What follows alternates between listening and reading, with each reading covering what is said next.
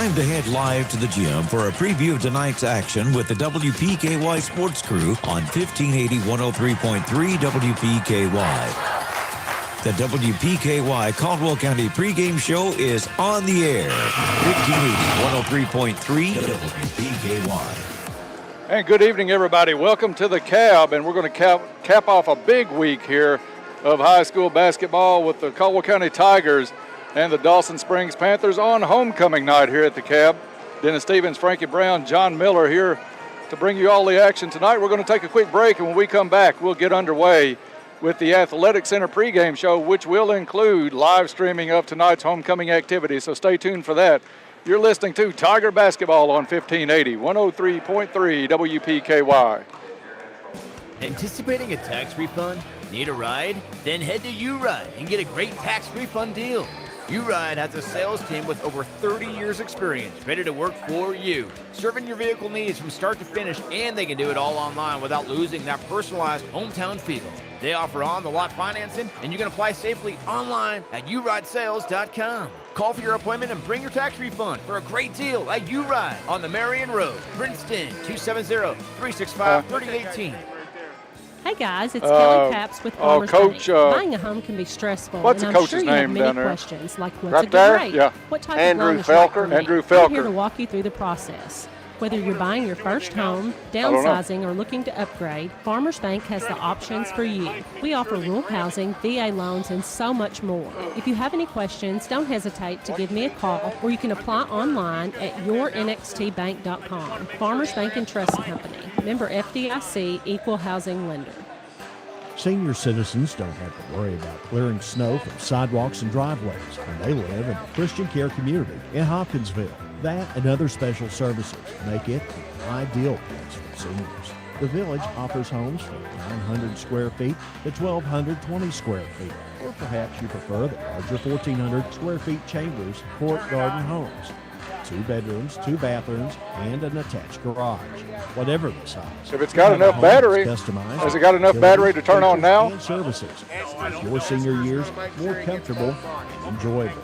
There couldn't be a better time than now. For a limited time, save $3,000 to $5,000 on select homes. Find them on Facebook at Christian Care Communities Hopkinsville or at christiancarecommunities.org. Contact Jessica today to schedule a tour and be on your way to enhancing the journey of life at Christian Care Communities. That's Christian Care Communities in Hopkinsville. Your local McDonald's wants you to know that they're ready to serve you for breakfast, lunch, and dinner. They've always had their drive-thru, and now they're offering curbside pickup service as well. To avoid the wait in the drive-thru, you can download the McDonald's app and try curbside pickup. They appreciate your patience and understanding during this time. We are all having to adjust to this new way of life. It's temporary, but in the meantime, enjoy breakfast, lunch, or dinner at your local McDonald's. There are more than 8,700 FFA chapters throughout the U.S., Puerto Rico, and the Virgin Islands. Their programs are managed on a local, state, and national level. Each chapter's program of activities is designed with the need of the students in mind. Activities vary greatly from school to school, but are based in a well-integrated curriculum. I am Austin Ritchie of the Caldwell County FFA chapter. Proud supporter of Tiger Sports, Big John's Barbecue says, "Go Tigers." And we are back at the Cab, getting underway on the Athletic Center pregame show. The Athletic Center is your one-stop shop for all of your sports needs. Whatever the sport, the Athletic Center has you covered from head to toe. The Athletic Center is a proud sponsor of Caldwell County Athletics, and they wish a great season to the Tigers and Lady Tigers. That's the Athletic Center in Princeton. Dennis Stevens along with Frankie Brown and John Miller here at the Cab tonight. Caldwell County takes on Dawson Springs in the boys game. That tip-off is set for around 6:30. We are on the air a bit early tonight to bring you the homecoming activities for this year from the Cab tonight. So, Frankie, it's going to be a big night here at the Cab and cap off a big week of basketball here on WPKY. Yes, it is, and it's good to see them be able to have homecoming activities. I hate to sound like a broken record, but, you know, we've been in a year like none other as far as activities taking place or not taking place, and it's good to see them be able to play the games, but also to have some of the other activities that go along with the game, such as homecoming. Yeah, I can remember sitting back in December just listening to the meetings of KHSAA to see what they were actually going to think about playing basketball. They put it off for a while, put it off.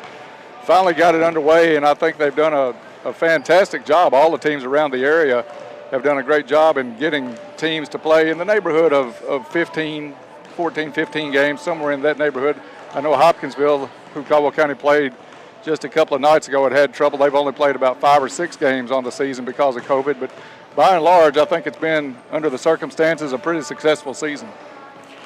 You know, absolutely. And you go back to last year, KHSAA, when the state tournament was canceled, I thought, During wow. the state tournament. Yeah, I mean, I actually think Marshall County girls were warming up for a game. Did they play any games? I'm not sure if any games got played. I know Coach Mitchell and his wife were in Lexington at Rupp watching the game, or getting ready to watch the games, when they got word that the tournament was canceled. And then when they started talking about the NCAA tournament, I said, there's no way they're going to cancel that. And the next thing you know, it was done. And that's when, you know, and we didn't know at that point, we didn't know what was going to go on with all this. And it's just been kind of feel your way through a blind hallway, it seems like, through the whole thing. Hopefully it's turned the corner a little bit, and but it's certainly good to see the kids to be able to play a sport that they love, and to have some of the normal high school activities such as homecoming. And I know it's we got to take our hats off to school personnel all the way down from top to bottom to do all the things that they've been able to do and make the changes, crowd sizes, scheduling, rescheduling the rescheduling, and everything that's going along with it this year. You being a former school official yourself, you can appreciate what goes on behind the scenes to get a game and a homecoming scheduled for tonight. Well, you know, there's a term that we use a lot of times in education with that. We always say we would rather not be flying the plane that we're building, but, you know, actually that's what they actually had to do, was to build the plane that they were actually flying, or build the boat that they were sailing. They just had to do the very best they could. And, you know, I was asked several times, I would have somebody say, well, you're a former school person, what do you think about all this? And I said, well, I'm out of it, so I really don't know. But one thing I'm going to tell you, I'm not going to be critical of what they're doing, because they're doing the best they can. Absolutely. I mean, you're not going to please everyone every time, and this was certainly a situation where other people had other opinions all along. Should we play the game? Should we open everything back up full? Right now we're doing, like you said, the best we can with what we have. There's going to be a pretty good crowd here tonight. It's not going to be full capacity for a regular homecoming, but what's important are the players down there warming up right now, and the young ladies that are about to take part in the homecoming court tonight. You know, earlier today when we saw the Lady Tigers and Lady Maroons play on the way home, or back from Madisonville, you and I were talking about, you know, that game would have probably took place on a Friday night. Gym would have been packed. Probably a doubleheader. Absolutely. And that game, going down to the stretch, man, would the crowd not have been into it? Oh, yeah, what little there was there today kind of got a little bit rowdy at times. So we're talking about Caldwell County Lady Tigers took on the Lady Maroons in Madisonville this afternoon in a district matchup. That one went into overtime. Madisonville able to pull ahead late and come out of there with a 70-62 win. I want to take 5 seconds to pause for station identification. You're listening to Tiger Basketball on Wpky Princeton.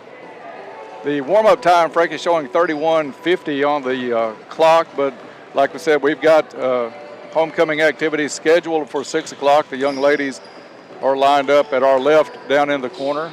Players are still out on the court warming up, so that should get underway before long. Talk a little bit about tonight's game. We'll go ahead and get a little bit of a jump start on it, as the Tigers and Panthers played just a few days ago, earlier this week, as a matter of fact.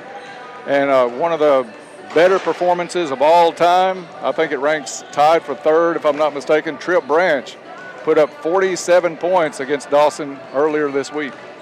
That's true. I think he hit 10 3-pointers and made, I don't know how many 2-pointers, and made some at the line. I know that Trip just a little frustrated that he didn't make a few more free throws, so he could have broke the record, but it was 72-67. I know early in the game, I didn't call the game, but early in the game I was checking the scores, and Caldwell looked like they were going to blow it out, and then apparently Dawson made a run, and it sounds like it ended up being just a very good ball game down the stretch. So I kind of anticipate another good one tonight. I talked to some that were there, and apparently, like you said, it was a close game. Tripp was running a lot of baseline cuts and screens, trying to get open because he had the hot hand. And from everybody seems to have the consensus that he basically got tired late in the game. He took like 29 shots in the neighborhood, went to the line quite a few times, and missed a few free throws down the stretch that would have taken him to 50 and maybe well above 50 and set the all-time record. But I'm sure he's tickled to death with 47. Coach Cash has given him a little grief about not hitting a couple more free throws and passing him. Coach Cash sets at 48 points for a Tiger game. So a little camaraderie going on there in practice, from what I understand. That's all in fun, and Coach Cash may be using it to drive Tripp a little bit more. You never know, but I know it's nothing mean-spirited about it, just some kidding that goes on in the practices, but a great game by Tripp in that contest to put up 47. Well, I think it's pretty neat that you got an assistant coach that holds a record, and I quite honestly, I think he would like to see one of the kids that he's coaching break his record. I think he would have been tickled had Tripp hit a couple more free throws and at least went by him on the list.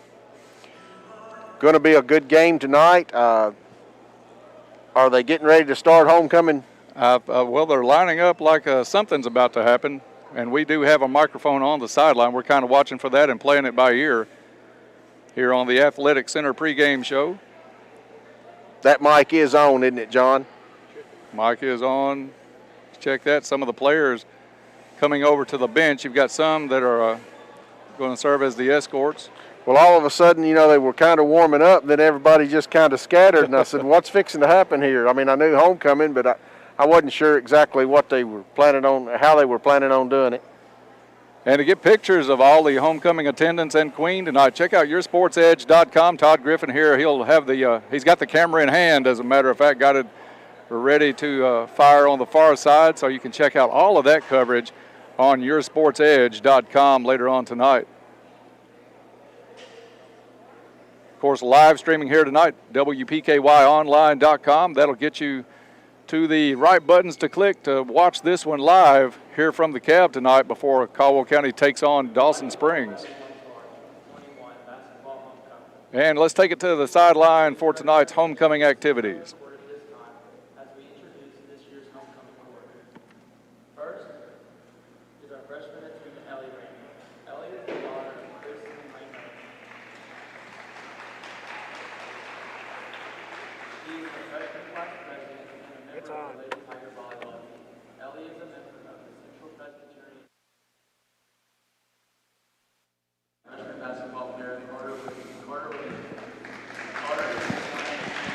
I think it's on now, Esther. Teams, as well as Southside Baptist Church Youth Group. Next is sophomore attendant Sydney McKinney. Sydney is the daughter of Laura McKinney. She is a CCHS cheerleader and the sophomore class president. She is also a member of the FFA, GATE, and the Donaldson Baptist Church Youth Group. Sydney's escort tonight is junior basketball player Blake Viverette. Blake is the son of Cassie and Brad Viverette. He is the captain of the boys soccer team, member of the football team, GATE, and the FBLA. Junior attendant is Paris Gray.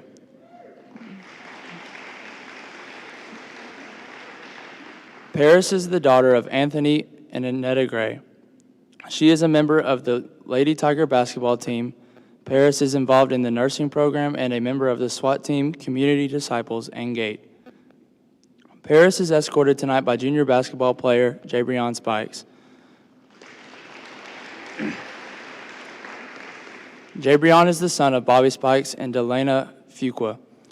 He is the president of the junior class and the captain of the basketball team. Jabrion is also a member of the FBLA, FCA, SWAT team, and Community Disciples. The first of our three candidates for Queen tonight is senior attendant Kelsey Adams.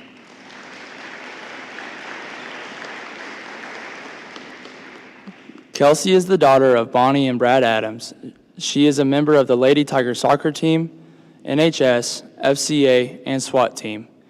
Kelsey is a member of Fairview Baptist Church and a Farmers Bank ambassador. Kelsey is escorted tonight by senior basketball player Trip Branch. Trip is the son of Ford and Kelly Branch. He is a member of the football team, NHS, FCA, SWAT team, and serves as the Student Council Executive Treasurer. He attends Christ Tabernacle Church in Lake Barkerley CrossFit. Our second candidate for Queen tonight is senior attendant J.C. Jaggers.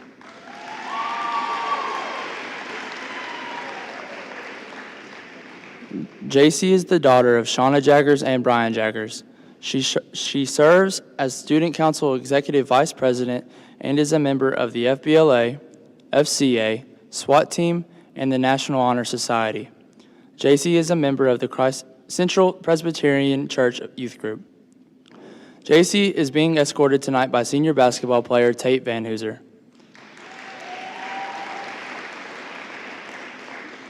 Tate is the son of Holly and Ben Van Hooser. He is a member of the Tiger football team, the golf team, the baseball team, SWAT team, FCA, FBLA, NHS, and Dodgeball Club. Tate is a member of First Baptist Church in Princeton as well as their youth group. Our third candidate for Queen tonight is senior attendant Carson Parker.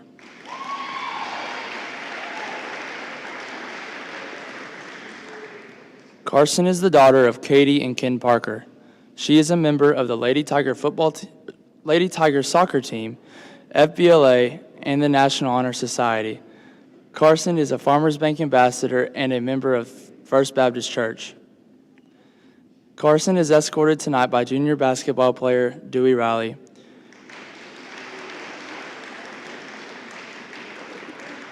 Dewey is the son of Chiquita Riley. He is a member of the basketball and track teams. The flower girl for tonight's ceremony is Miss Charlie Jaggers.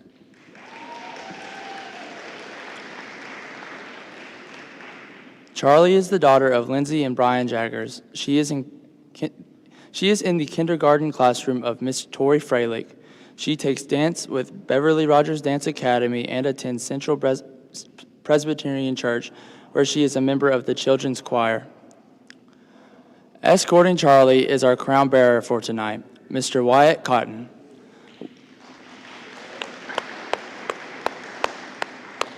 Wyatt is the son of Allie and David Cotton. He is also in the kindergarten classroom of Miss Tori Freilich. Wyatt plays Youth Incorporated baseball and basketball. He loves football and riding his dirt bike and attends Cedar Bluff Baptist Church. Crowning tonight's queen is senior class president Jenna Jaggers.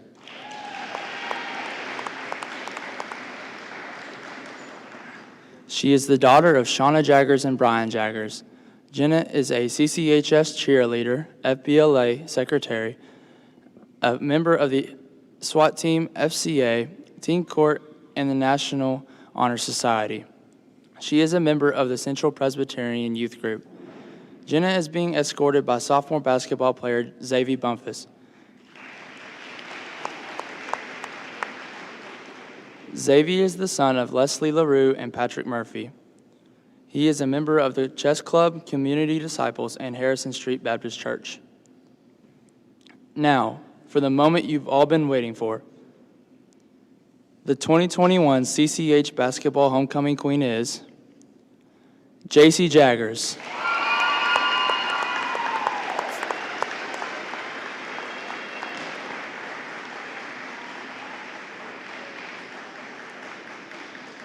Congratulations, J.C.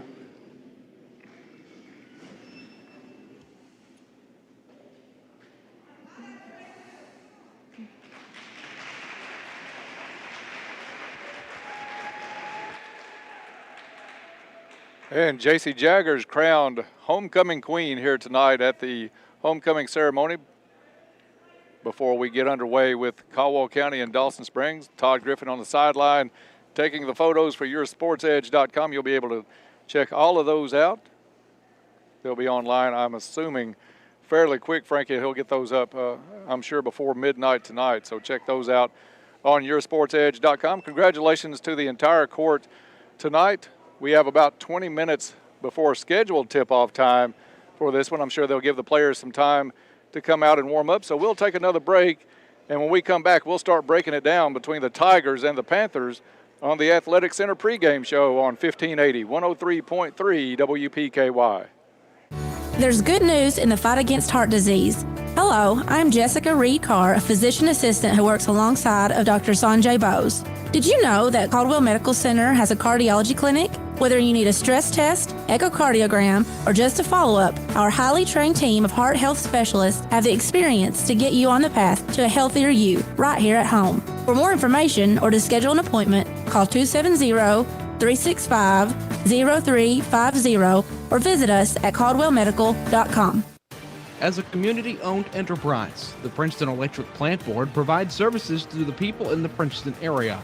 One of the services they provide is to make sure the lights are on over our fields and courts for our Caldwell County Tigers. From everyone at the Princeton Electric Plant Board, good luck to all of the Caldwell County Tigers and hopes for a safe season. And a big electric roar to their Tigers, Tate Van Hooser, Addie Vinson, Lily Horde, and Easton Kizzy.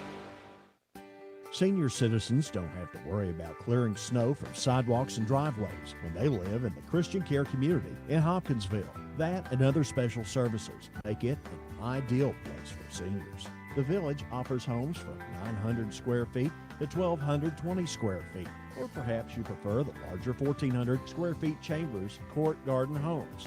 2 bedrooms, 2 bathrooms, and an attached garage. Whatever the size, you'll have a home that's customized with utilities, features, and services to make your senior years more comfortable and enjoyable. There couldn't be a better time than now. For a limited time, save $3,000 to $5,000 on select homes. Find them on Facebook at Christian Care Communities Hopkinsville or at christiancarecommunities.org. Contact Jessica today to schedule a tour and be on your way to enhancing the journey of life at Christian Care Communities. That's Christian Care Communities in Hopkinsville. Suffering from a physical or mental disability that prevents you from working can turn your life upside down. You may have no alternative but to file for Social Security disability benefits. If you get denied, don't lose hope. Call attorney Matt Schock in Princeton, Kentucky at 270-365-MATT. Matt has been working for nearly a decade at getting people approved. If you receive a denial letter from Social Security, call Matt Schock at 270-365-MATT. That's 270-365-6288. This is an advertisement. For a delicious meal, try Kay's Kitchen in Princeton. They have great home cooking, just like Mom and Grandma used to do. Enjoy cooked-to-order breakfast every day, all day. Daily lunch specials include favorites like open-faced roast beef, grilled chicken tenderloins, country fried steak, smoked pork chops, and catfish and shrimp on Fridays. All your favorite veggies, too. And don't forget Kay's homemade desserts. Open Monday through Thursday, 5 to 2, Friday, 5 a.m. to 8 p.m., and Saturday, 5:30 to 11. Kay's Kitchen, 501 North Jefferson Street, Princeton, 1 block from the courthouse. Good luck to all Tiger athletes from Bella Marie Boutique. Go Tigers. Back to the cab. Dennis Stevens, Frankie Brown, John Miller here to bring you the action tonight. Homecoming ceremonies have concluded. J.C. Jaggers crowned homecoming queen here tonight. So congratulations to J.C. and the entire court tonight on their accomplishments. Caldwell County comes into tonight at 4-13 on the season. Dawson Springs at 0-9. But Frankie, you can't just overlook Dawson Springs tonight. It was a 5-point game the last time they played. Dawson's girls picked up their first win of the season today, upsetting University Heights. So anything can happen. You can't come in and think you're going to coast any night at all. Always respect your opponent. Absolutely. Always respect your opponent. Even if you have beaten them 2 times or 3 times, you need to understand it's a ball game and a lot of things can happen. So always respect them. Always be prepared to play your best. This is the Athletic Center pregame show. The Athletic Center is your one-stop shop for all of your sports needs. Whatever the sport, the Athletic Center has you covered from head to toe. and they are a proud sponsor of Caldwell County Athletics. We've talked a little bit in the pre-homecoming segment, Frankie, about the shooting night that Tripp Branch had against this same Dawson team earlier in the week, put up 47 points. I don't think you can come in with him looking to score 47 again. I think he had the hot hand. If it happens, that's fine, but I don't think you can come in and make that your target that I'm going to get 47, 48 points again. I think you're right. Most of the time when the 47-point night comes, it's because the game kind of comes your way. And he was open for the shots. Now, he made the threes. I mean, you've got to make the shots that you take. But I don't think – he probably set out to try to have a good game. You know, they want to have a good game, but he didn't have in his mind, well, I'm going to try to break the record or anything like that. And I don't think he's got that in his mind tonight. I think he wants to come out and play hard and try to help his team win the game.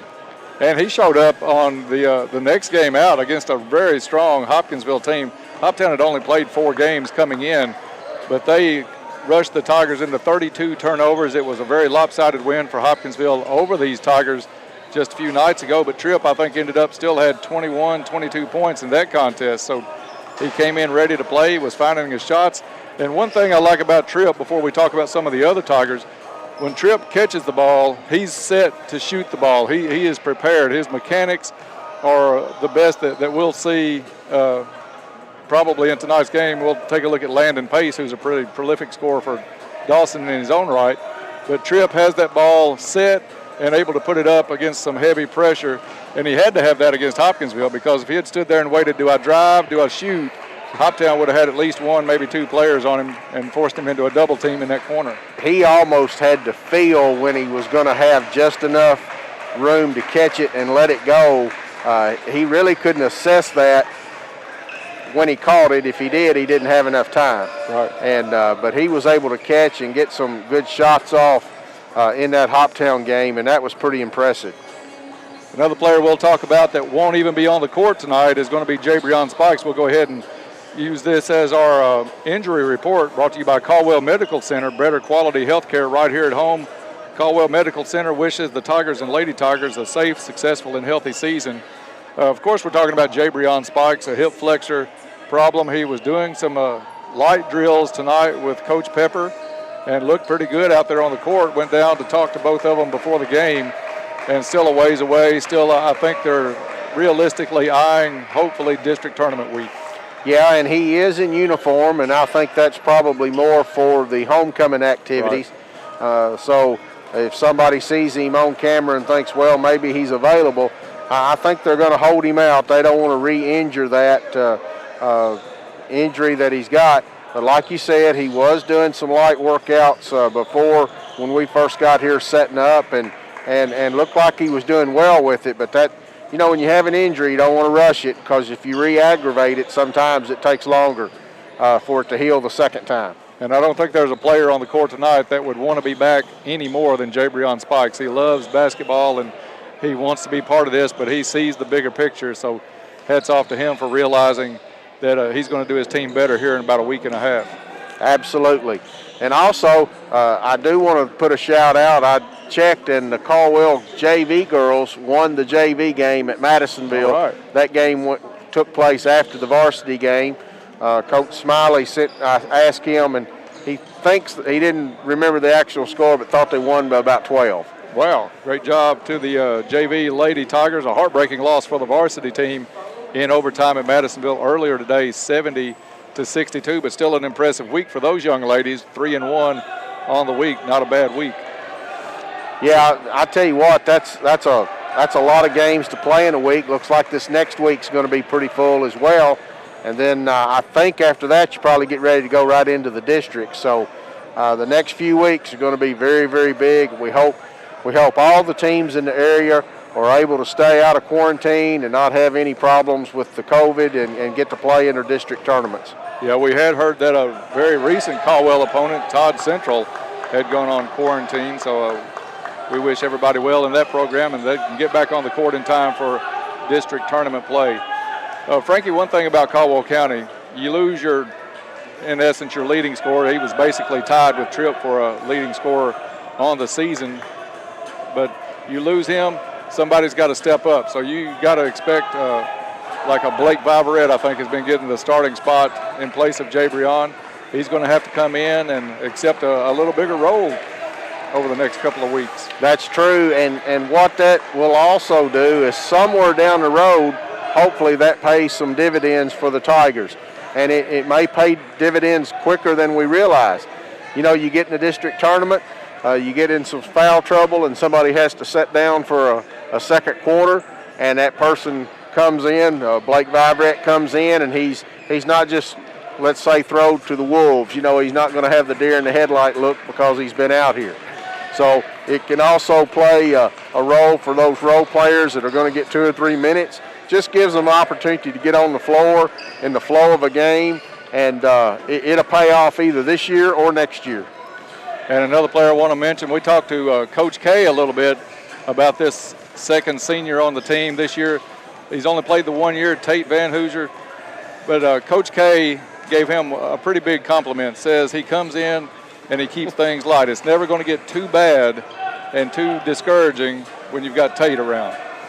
Absolutely, and he's out there now. He's giving encouragement to everybody that's on the floor. He's a vocal leader. He's a physical leader from the standpoint of his actions. And he's going to play hard, and he wants the team to do well. I don't think he probably, I mean, he wants to score if the opportunity comes, but he wants to do what he can do to help the basketball team. If you look out there at him right now, he's smiling. The other night, I was talking about when he ended up on the floor, and that was in the Hoptown game where the score was kind of lopsided, and it would be easy to get very frustrated. And 3 or 4 of them were in the lane on the floor that looked like bowling pins, and he gets up laughing and comes down the floor. So I think he does try to keep things lightened up, and I bet you he's just a great kid to be around. He is. We're around him some on the golf course. Just a pleasure to be around. I think one of the highlights that I've seen him do this season, early in the year, you and Bob were doing the game, one of those 3 with Lyon County. And it was a pretty physical game, and there was some bodies flying, some fouls going on. Lyon had pulled out to a big lead. And I'm not sure if it was Carter or Colin Whittington, one of the 2 young guards, had a little altercation, a slight one, with Brady Shoulders. Brady Shoulders, one of the bigger dudes around the region.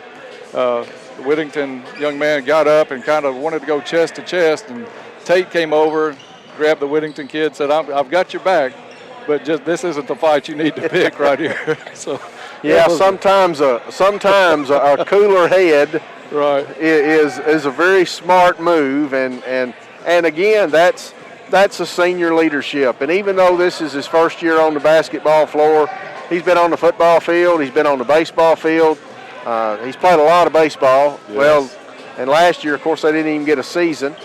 He told me the other night that he's going to go to Wren Lake. Right. And so it's good to see these kids getting to play, but it's good to see the leadership that it provides. Sports teaches an awful lot. It teaches a lot about how to win. It teaches how to lose. It teaches how to keep yourself under control when things aren't going your way. And that's something that's extremely important. And learning how to lose is probably the toughest one that you'll come across. But there's a good group of kids down here, some older kids, and then you've got young guards on this team. We saw that kind of magnified against Hopkinsville when they bring that speed and that quickness in and put that press on you. But these are kids that learned a lesson against Hopkinsville that'll carry over into games tonight, into games next week, and as they grow year after year, and they'll look back on what they learned against a team like Hopkinsville as an 8th grader or a freshman. Absolutely. And the younger kids, they'll look up to these kids, and it'll just pay dividends on down the road. They can have an influence on this team for several years. Absolutely right. And that's what you want to happen. You want that positive influence. You want to happen, and to go down years to come. You want people to remember the good things that a player put on the court. We've got about 8.5 minutes before we tip this one off. We're going to take one more break here on the Athletic Center pregame show. When we come back, we'll talk a little bit about one of the star players in the region for Dawson Springs. That's coming up in the next segment. This is the Athletic Center pregame show on 1580, 103.3 WPKY. Now more than ever, we value time with family, and we reflect on the time we wish we had spent when we could. Pennyroyal Hospice makes it possible for you to spend quality time at home with your loved one in the most crucial time of their life. Pennyroyal Hospice is taking even more safety precautions during this time to ensure your safety. Pennyroyal Hospice, it's about living to the fullest. There's no doubt winter is here. If you're tired of being stuck at home because of bad weather, maybe it's time to make sure that you have a vehicle that can handle what Mother Nature dishes out. Your home team at Trice Hughes can help you do just that. Check with the home team at Trice Hughes. They'll make sure you drive off with a vehicle that'll meet your needs. Buy your next vehicle from the home team. Find them on Highway 91 North, Princeton, or at tricehughes.com. At First Southern National Bank, we believe in your future. We also know that you want to prepare now so your family is ready for opportunities when they arrive. We make it our priority to provide simple savings solutions to make that possible. Begin your savings journey now by opening an account online at fsmb.net. Member FDIC, Equal Housing Lender. Black Patch Grill says, "Go Tigers. Good luck this season."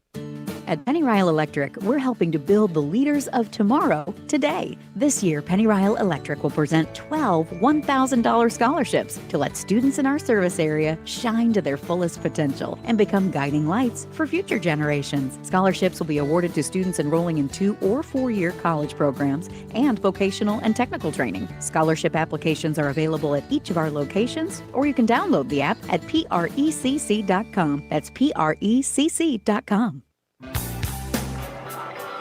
Back to the cab as we get set for Tigers and Panthers here tonight. 6:17 before we tip this one off. Frankie, want to talk about a little bit about the Dawson team tonight. As we said, Tripp put up 47 the other night, but it was still a 5-point game. The team's 0-9. A couple of things that jumped out at me when I was looking at some stats getting ready for tonight. You don't see an 0-9 team with basically 5 kids in double figures on averages, but Dawson has that tonight. Of course, led by Landon Pace, averaging 31.5 a game, one of the top scorers in the state. Then you've got Logan McKnight at 9.9, which is, round that up to 10. Rhett Nieders, 11.5 a game. Austin Skinner, 11.5 a game. Dylan Skinner, 10.5 a game. So they've got some scorers out there. You let them get hot one night, don't play good defense, get yourself in some foul trouble, and those kids stay on the court and shoot the ball well, they could make a game out of this.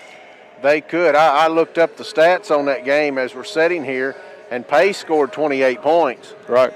And Nieder scored 23, and Logan McKnight scored 11. It looks like they were 3 of 11 from the three-point line in that game. They were 21 of 39 from three-point line, or from two-pointers. But 2 guys scoring in the 20s. That's pretty impressive, to be quite honest. 3 in double figures, and looking at that, it looks like the 3rd, 4th, and 5th players of Caldwell County might have been able to keep off their pace just a little bit, but it looks like it's a team that somebody can get hot, and we could see somebody have another big night tonight.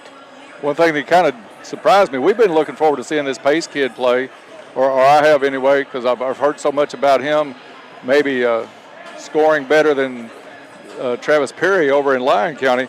But I started looking at his stats a little bit. Apparently he drives a lot or shoots the mid-range jumper a lot to get those 31.5 a game, because his three-point average is a little bit low, 23.5%, which was surprising on a kid that's averaging 31.5 a game. Yeah, that's pretty impressive, and we just have to see how it shakes out tonight and see I wonder what adjustments the coaches have made from that last game. You know that they spent some time looking at some things and trying to keep somebody from having 47 from Caldwell, right. And you're probably looking to try to keep somebody having a 28-point night for Dawson. Well, just looking at the stats and assuming some things out of the stats, you would think the Pace kid tries to drive a lot, gets to the free throw line quite a bit. He averages almost 11 free throws a game and is a very good free throw shooter, 75% on the season, so one that you don't want to put at the line. Absolutely. One thing that I always thought a team from Dawson shot the free throws extremely well.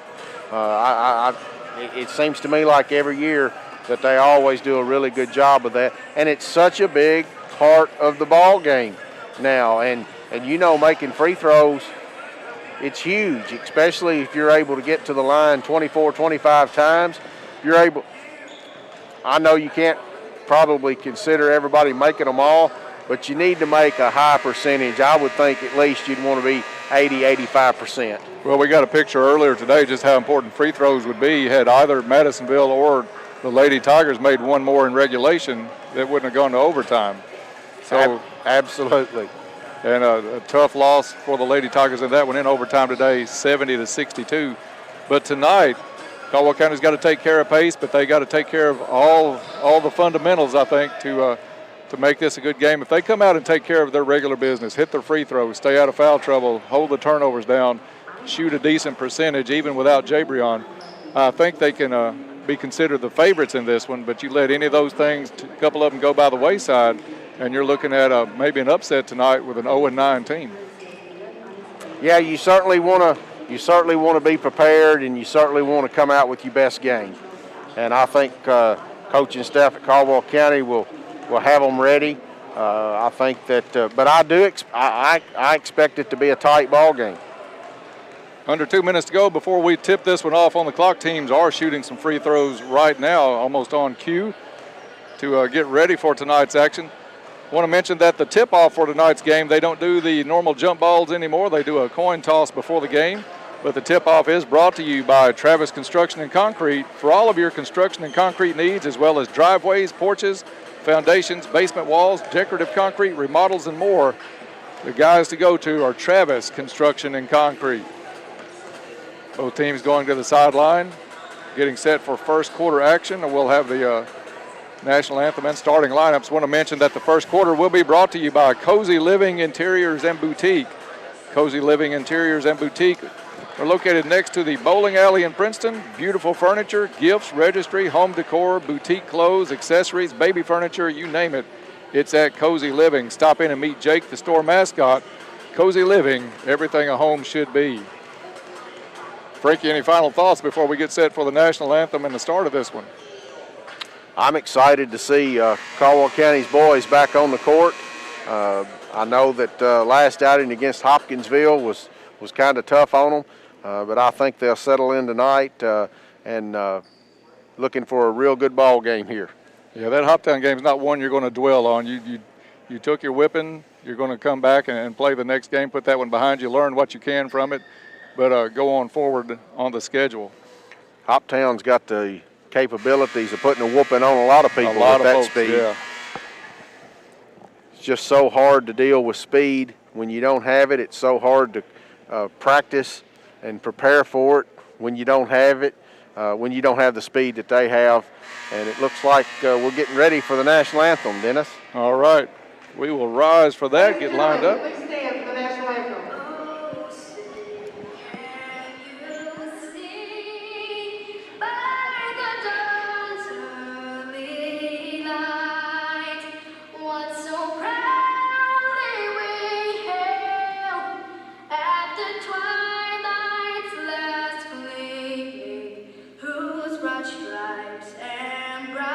Stars through the perilous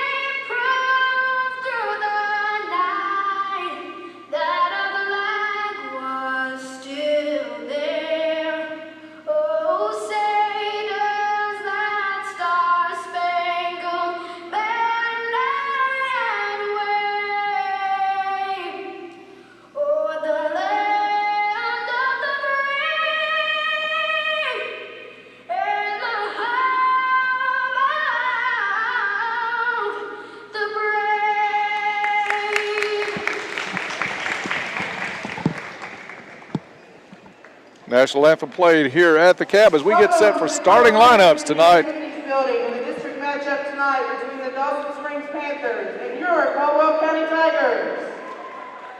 We'll check out the starters first for Dawson Springs. Number 3, Logan McKnight. Logan McKnight, number 3. Landon Pace, the big scorer Number 11, for Dawson. Bullock. Number 30, Jake Back. And number 53, Rhett Needers. Rhett Needers, number 53. And Frankie, I'm going to have to get some number corrections from you. I'll let you introduce the Caldwell starters. Number 3, Trip Branch. And for the Caldwell County starters tonight, number 3, Trip Branch. Also number 5, Carter Whittington. Number 10, Colin Whittington. Number 10, Colin Whittington. Number 21, Blake. 21, Blake Vivrette. And number 32, Tate Vanhooser. And that's the starting lineup for the Tigers. It appears that from watching what the officials said, Caldwell County will get the ball to start the game. All right, Caldwell wins the toss, and they will put it in play. Switch the numbers up on. I'm sorry, it's going to be Dawson. Switch the numbers up on Landon Smiley and Daniel Back. Back will wear number 30. And he will put it in play for the call here in the first quarter. I'll turn it over to Frankie Brown. And Back will put it in play, and it comes into Bullock. Bullock takes it down to the right corner. He's in a double team, and Trip Branch just takes the ball away from him and hands it back to Carter Whittington. Carter will bring it across the line, and he's working against McKnight. It comes to Colin Whittington, Blake Vivrette in the corner, into Tate Vanhooser. Out to Trip Branch, 3 is in the air, no good, and the rebound comes down to Pace. And he's quickly coming up the floor. He's shut down by Vivrette, puts it up off the rim, no good. Vanhooser gets the rebound. He gets it out quickly to Carter Whittington. He comes down, it goes to Tate Vanhooser, now to Colin Whittington, and he thinks about a 3, but he stops and gives it to Carter Whittington on the wing. Carter gives it to Vivrette in the corner. It comes into Tate Vanhooser. He turns, puts it up, no good, and the rebound comes down to Pace for Dawson. He gets it to Bullock. Bullock gets it to McKnight in the corner. He puts it up for 3, and it's good. 7:03 to play. Dawson takes a 3-0 lead in this one. Carter Whittington and Colin Whittington in backcourt working against a 2-2-1 pressure. Vivrette gets it across to Tate Vanhooser. He tries to feed it across court to Branch in the corner. It's knocked out of bounds. It'll remain Tiger basketball. Branch set to put it in play from baseline. He does to Colin, to Vivrette, back to Branch, to Colin, to Vivrette. He puts up a 3. It's no good.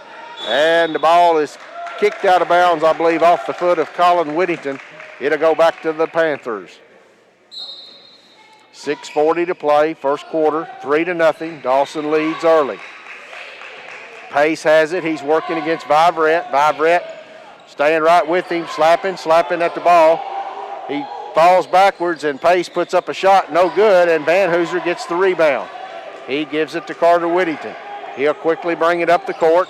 He's looking to drive, goes all the way in, puts up a shot, no good, but draws a foul, and I believe that's going to be on Needers. The Whittington kids may be young, Frankie, but they have no fear. Both of them will take it inside amongst the trees anytime they're given the opportunity. Well, they will do that, and we're going to have Goodwin Insurance free throws. I couldn't find out we've got a shoe being tied. That's why the hold-up. I'll tell folks about Goodwin Insurance, your locally owned and independent insurance agency capable of handling all of your insurance needs. Free throw is in the air, and it's too strong off the back of the rim. 6:20. Dawson leads this one 3-0. Carter Whittington at the line for a Goodwin Insurance free throw, and it's good. So the score is 3-1. Dawson has it, looking against pressure from Caldwell County. It gets across, and Bullock has it in front court. Pace back to Bullock. He'll pull up from 3. It's no good. Needers tips it around. Colin Whittington has the rebound. Vanhooser's on the floor, but he's up. And he cuts across to Carter Whittington. He's driving. He'll lay it up off the glass. No good. And Pace has the rebound. He passes it up to McKnight backs it out, gives it to Pace on the baseline. He'll put up a shot, no good. And the ball's batted out. Needers has it, and there's a tie-up. And it will be Caldwell County basketball. And that's a mistake by Needers, way taller than Whittington. He brought it down waist high where Whittington could tie it up, and it's turnover Dawson. The Tigers are working against pressure from the 2-2-1. Vibrett tries to get it to Van Hooser, but it was over his head. It's out of bounds, and it'll go back to Dawson. Both teams looking to press each other. And Bullock has it. He's bringing it up. Vibrett's on him, using his quickness. He gets back to Pace. He comes back out, and Vibrett's going to pick up the first foul for the Tigers tonight. He was very aggressive the last trips of the floor, but you know, that's okay. He was trying to see how the referees were going to call this. Right, you got to feel it out early, and that can even change like we saw today in Madisonville, but yes, you want to see how the referees are going to give you any breaks early on in the ball game. Pace has it, gets it to McKnight. It comes back to Pace out front, bounces it back down to back, passes it to the corner. Now it's back to Pace on the wing. He'll drive it back around. It comes to Bullock. Bullock back to Pace. He drives, and there's going to be another foul called. And that one is on Vibrett. Vibrett just a little out of position, tried to catch up and was unable to do it without getting the push in. He'll pick up two quick ones here in the first quarter. And Xavier Bumpus will replace him. 5-11, first quarter. 3-1 is the score. Dawson will have the ball out of bounds on their baseline. Back looking to put it in play. Looking to get it in. Bounce pass. It's stolen by Carter Whittington. And he's coming up the floor, hands it to Colin Whittington. He lays it up off the glass. It's good. It's a Farmers Bank shot, and the Tigers tie this one up early. Now Needers has it. He kicks the ball. He's able to save it back in, but Carter Whittington has it, and the Tigers are running. Carter's going in. He passes it. Pace picks it off, and he's headed toward the layup, and it's knocked out of his hands and out of bounds by Ford Branch. It'll be Dawson basketball, but Branch got back and stopped the layup. Textbook by Trip Branch, got back, hit the ball low as Pace started to bring it up for the layup, knocked it out of bounds. And back trying to get it in bounds. He bounces it in to McKnight, and it's knocked out of bounds, and it will stay with the Panthers. Back has it again, looking to get it in. With a long pass back out to McKnight. He has it on the left side, out back. He's going to take it over between the circles. Now he gives it to Landon Pace. He'll put up three, and it's good. 6-3, Dawson leads, 4:33 to play in the first quarter. Colin Whittington gives it to Carter Whittington in backcourt. Over to Bumpus, back to Carter. Now Xavier gets it into front court. He does pass it. It's deflected out, and it ends up in Branch's hands, and he makes the shot, and somebody got a foul called. There was a late touch on Tripp, and he'll go to the line. That's a Little Caesars three for Tripp Branch. It is a three.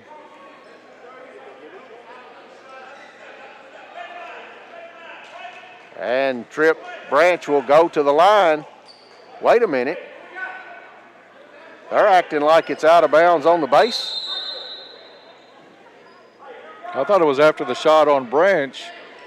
Well, they must be calling it way after the shot. The Tigers have it out of bounds. Carter Whittington will put it in play. He gets it back to Branch out front. It goes to Colin Whittington on the right side. Now to Carter Whittington. It goes to Xavier in the corner. He gets it back out to Carter. Carter has it, gets it over to Branch on the right wing. Now back to Carter out front. He's looking inside. It comes to Colin. He puts up a three. It's no good. Tate Van Hooser gets the rebound. Bumpus has it now on the wing. He drives, spins, puts it up off the glass. No good. And Landon Pace gets the rebound, and he brings it up and gets it to McKnight. McKnight puts up a three, and it's good. So it's 9-6. Dawson has a three-point lead in this one. Xavier gets it across, gets it to Branch in the corner. He puts up a three. It's good.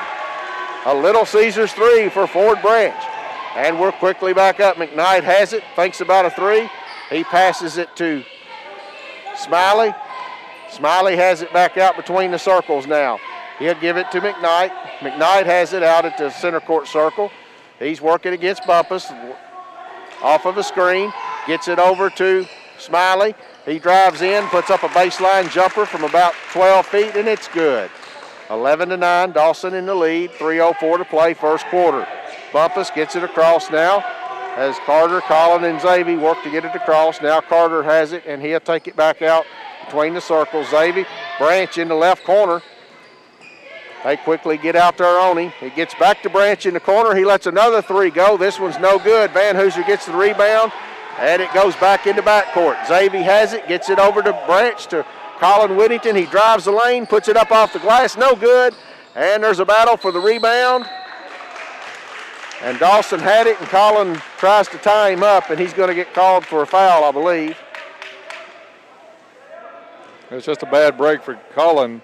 Looked like he had his hands on there long enough to maybe get the jump ball call. Not a lot of contact otherwise. Dawson will have it out of bounds, have to take it to full length of the court, working against man-to-man pressure from Caldwell County. It comes in to Pace. Pace has it. He gets it back to Bullock. Bullock gets it to McKnight. McKnight's working against Xavier, and there's a foul call. That should be against Xavier Bumpus. And Dawson will have it out of bounds right at the scorer's table. First foul on Bumpus. Excuse me. Yes, first foul on Bumpus. 4 on Caldwell County. And it ends up in the hands of Smiley. Now it's out front.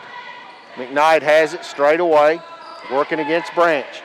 He tries to throw it to Needers. He overthrows him, and it's out of bounds, and it'll go back to Caldwell County. Well, Needers a big kid, but not that big. That one almost grazed the under part of the backboard. Xavier catches it from Colin. Now back to Colin. It comes to Carter, right side, gets it across. Van Hooser has it. He goes inside, puts up a shot. Nice move by Tate. He misses a shot, but he does draw the foul. And we'll go to the line. Free throw is in the air. It's short. In the act of shooting, he'll get a second shot. Goodwin Insurance free throw. Coming for Tate Van Hooser. 11-9, Dawson in the lead by 2. 2:03 to play, first quarter action. Demarius Thompson enters the game for Caldwell County. Free throw is in the air, and it's good. And Bullock will take it out of bounds. He gets it into Pace. Pace will bring it up. He's working against D-Man. He'll bring it across the timeline. He comes to the right. Carter Whittington steals it from him. Goes up. It was a double team, but they end up, Needers picks it up, and it comes back to Pace. Now D-Man has it for the Tigers. He gives it up to Branch. Branch has it in on the left side, drives the baseline, goes all the way to the basket, lays it up off the glass, no good. Rebound's tipped around. Xavier gets it, comes in for 12 feet, makes the shot inside the lane. And it's 12-11. The Tigers take a lead, and we're going to have a Stephen Choate Plumbing timeout. It's 12-11. Caldwell County over Dawson. You're listening to the Tigers on WPKY.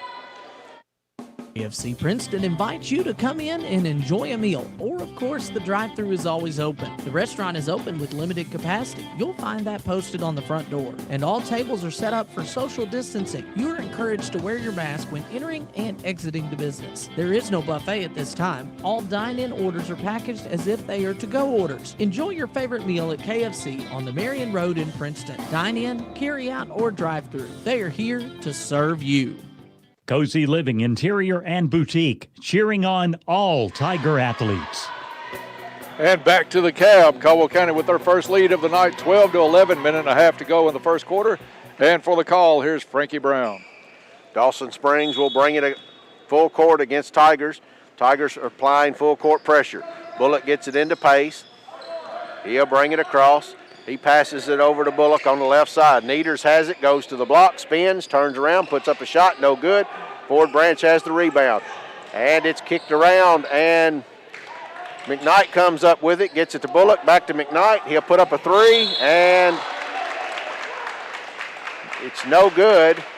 And Tate Van Hooser was trying to get a block on the shot and wiped them both out. And both of them have come up a little gimpy. Comes up holding that right arm, right elbow area. Might have hit it on the hardwood. I think he'll go over and rub some dirt on it and be fine. But it is going to put Dawson at the free throw line. Tate went down and may have hit the bone that's named Funny, and I don't understand It's never that. funny, is it? And the free throw is up by Logan McKnight, and it's good. We've got a tie ball game, 12-12, 1:12 to play in the first quarter. Second free throw is up, and it's good.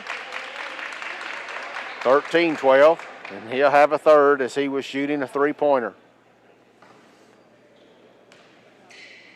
It's in the air, and it's good. Xavier Bumpus will take it out of bounds, gets it to Carter Whittington.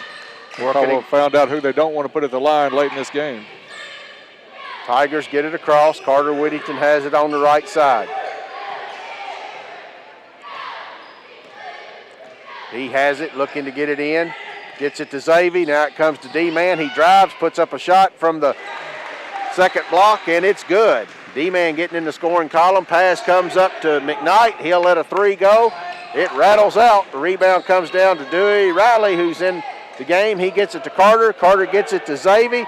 He puts it off the glass. No good. Gets his rebound, puts it up and in. As they broke the press that time and was way ahead of everybody. Had a couple snowbirds in the back end with a Trip Branch also down. Xavier Bumpus gets a steal from Landon Smiley and is going for the ball, and a foul is called. I believe that's on Dawson. I think it's on number 31 for Dawson. That's Smiley. Great effort by Xavier to go to that ball and draw that foul. Yeah, Xavier hitting the floor and then got pushed at the same time. So Caldwell County with possession with 25.1 left in the first quarter. Colin Whittington comes back in replacing Carter Whittington. He'll take it out of bounds and gets it to Bumpus. Bumpus gives it to D-Man on the right side, back to Bumpus. Over to Colin on the left wing. It comes to Branch. He turns and lets a three go. It's a Little Caesars three from straight away, and it's good. Pace comes up working against D-Man, and D-Man gets up on him just a little too close, and they're going to call him for a foul. Frankie, on that last possession for Caldwell County, Trip Branch, the lone senior on the floor, directed that one from the beginning, told where the pass needed to go, came off of two screens to the top of the key and shot as soon as he caught it. And it comes in to McKnight. It's down to 8 seconds here in the first quarter. McKnight has it. He gets it over. It ends up in the hands of Pace. He drives the baseline. It's knocked away, and that's going to be the end of the first quarter of play. Caldwell County leads this one 19-14. You're listening to Tiger Basketball on WPKY. Goodwin Insurance Agency and Woodall Agency have great news. Effective January 1st, they have joined forces to provide even more options for all your insurance needs. Together, they provide the best prices and coverage from top-rated insurance companies and insure all lines of insurance. See Tori Hammett or Fred Foltz, or go to insurewithgoodwin.com for more information. Don't pay too much for your insurance. Let them shop for you and save today. Your local McDonald's wants you to know that they're ready to serve you for breakfast, lunch, and dinner. They've always had their drive-thru, and now they're offering curbside pickup service as well. To avoid the wait in the drive-thru, you can download the McDonald's app and try curbside pickup. They appreciate your patience and understanding during this time. We are all having to adjust to this new way of life. It's temporary, but in the meantime, enjoy breakfast, lunch, or dinner at your local McDonald's. Bradley Furniture wishes all the Tigers good luck this season. And back to the cab as we get set for second quarter action. Second quarter brought to you by Cozy Living Interiors and Boutique, located right next to the bowling alley in Princeton. Stop by and meet Jake, the store mascot. Cozy Living, everything a home should be. For second quarter coverage, here's Frankie Brown. Thank you, Dennis. Here on homecoming night, we've got the class of 82 covered. And Bullock has it. He gets it back to Smiley. He's out in the mid-circle. He has it. He's working against Branch. Looks to drive, passes it over to Bullock. Bullock comes back around out top. He gives it to Landon Pace. Landon comes around the top of the key, passes it into the corner to McKnight. It's back to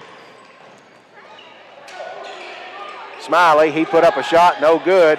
And D-Man comes out of there with the rebound. And he gets it to Colin Whittington. And he was trying to decide what to do. He couldn't get the ball quick enough under the goal. And he took a step without dribbling, so it'll go back to Dawson. 7:32 to play, second quarter. Tigers up by 5, 19-14. Logan McKnight will work it up against Xavier Bumpus. The Tiger defense is being very active tonight. D-man working against, Dewey Riley's working against Needers, and that ball's knocked away from Colin. Pace ends up with it, puts it up, no good, gets it back, puts it up, and good. Good hustle by the Panthers to get that bucket. 19-16, 7:03. We're in the second quarter. Xavier gets it across the timeline. It goes to Branch in the corner. I'm surprised he didn't let that one go. Frank, we're trying to do a little research, get in touch with Todd, see how many Tripp needs to hit that 1,000-point mark. Tripp has it straight away. He lets a 3 go. It's good. It's a Little Caesars 3 for Tripp Branch, and it's 22-16. And Bullock will bring it across. He's driving down the lane, and Dewey Ladd sets up and draws the charge. He was waiting for him right there. I'm sorry, it's Dewey Riley, not Dewey Ladd. I don't know where I get that, but Dewey Ladd made an appearance in an earlier game in the season. Sorry about that, Dewey Riley. But he did have great position on that one. And a little conversation, I'm not sure what it's about. It is a charge. Okay, I think he was just trying to make sure they had it right. It was a charge against Robert Bullock for the Panthers. Caldwell County on the defensive end employing a little chaser strategy on Pace. Colin gets it into Carter. Carter gets it back to Colin. He gets it back to Carter on the right side, back to Colin in the middle. He'll bring it down, gets it to Branch. It goes to D-man. He drives to the block. It's knocked away. Ball's on the floor. There's a scrum for it. Carter Whittington goes at it, and I believe he's going to get called for a foul against, or Logan McKnight will be the one fouled, and it's Carter Whittington that fouled him. Frank, you want to take 5 seconds for station identification? You're listening to Tiger Basketball on WPKY Princeton. And we did a little digging with Todd. Tripp is 8 points away right now from 1,000 points on his career. How many does he have tonight? He has 12 right now, needed 20. And the free throw is up, no good, and Branch gets the rebound. Who was that missed by? Was 11. Bullock. Bullock. Dewey has it out front, gives it back to Carter. Carter gives it over to Colin. Colin has it left side, looking underneath. There's going to be a foul called underneath, and that's going to be on Dewey Riley, I believe. Yes, it is. Yeah, moving screen, and it did. He was trying to make the little roll a little bit early. Full court pressure applied by the Tigers. It'll be man-to-man pressure. Smiley bringing it up, gives it over to McKnight. McKnight has it. He gets it across the timeline, coming down the right side, passes it to Needers out top. He gets back over to Pace in the corner. Back has it in the corner, tries to pass it in. There's a kick ball by Whittington. It'll stay with the Panthers. And Tate Van Hooser will come back in, and Dewey Riley will come out. Great job. Tiger bench congratulating Dewey for a nice stint of minutes there. And there's a foul called against Dawson. I think it was a clear out against Whittington. Yeah, he hooked him. He hooked him with the arm and tried to, or chicken winged him, whatever you want to call it. And it's a turnover, and they go back to the Tigers. First foul on McKnight. Sixth foul on Dawson. Colin gets it across the line to Carter. Carter has it on the right side. It's back to Colin in the middle. Back to Carter on the right side. Comes to D-man down in the corner. And Smiley tries to knock it away from him. And Tate Van Hooser ends up with it underneath the basket and puts it up and in for a Farmers Bank shot. Pace brings it down for Dawson. It goes in the corner to McKnight. He lets a 3 go. It's no good. The rebound comes down the back. He gets it to Smiley. He puts up a 3, no good.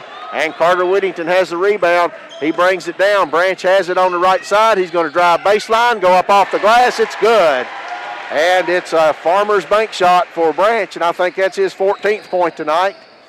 And he comes across, gets it to number 3 for Dawson, and Pace drives down the lane, puts up a shot, no good, but he's going to draw a foul against the Tigers. We'll keep that 1,000-point watch on for Tripp Branch tonight. Needed 20 coming in. He has 14 at this point. 26-16. Tigers, biggest lead of the night for them. Pace at the line. He puts it up and in, and he cuts it to 9. 26-17. 4:50 to play. Second quarter action. Second free throw is in the air, and it's good. Colin Whittington gets it into Carter. He'll bring it down. No press from the Panthers at the moment.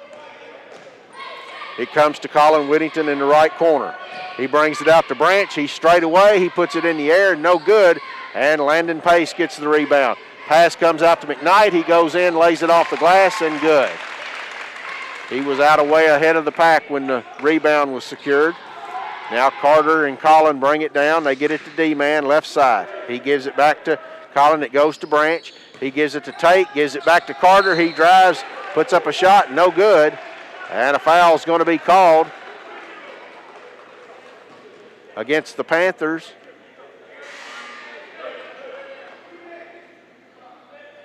And Xavier Bumpus will come back in and give Tate Van Hooser a break. I think they called 2 shots on this one. I think they called it into the act of shooting. I didn't know if it was on the floor for a 1-and-1 or 2 shots, but I think it's 2, Frankie. Goodwin Insurance, free throws. Carter's at the line. It's in the air, and it's no good. Called Goodwin Insurance for a free quote. And we'll have a Stephen Choate Plumbing timeout. 4:16 to play, second quarter, 26-20. Tigers lead it. You're listening to the Tigers on WPKY.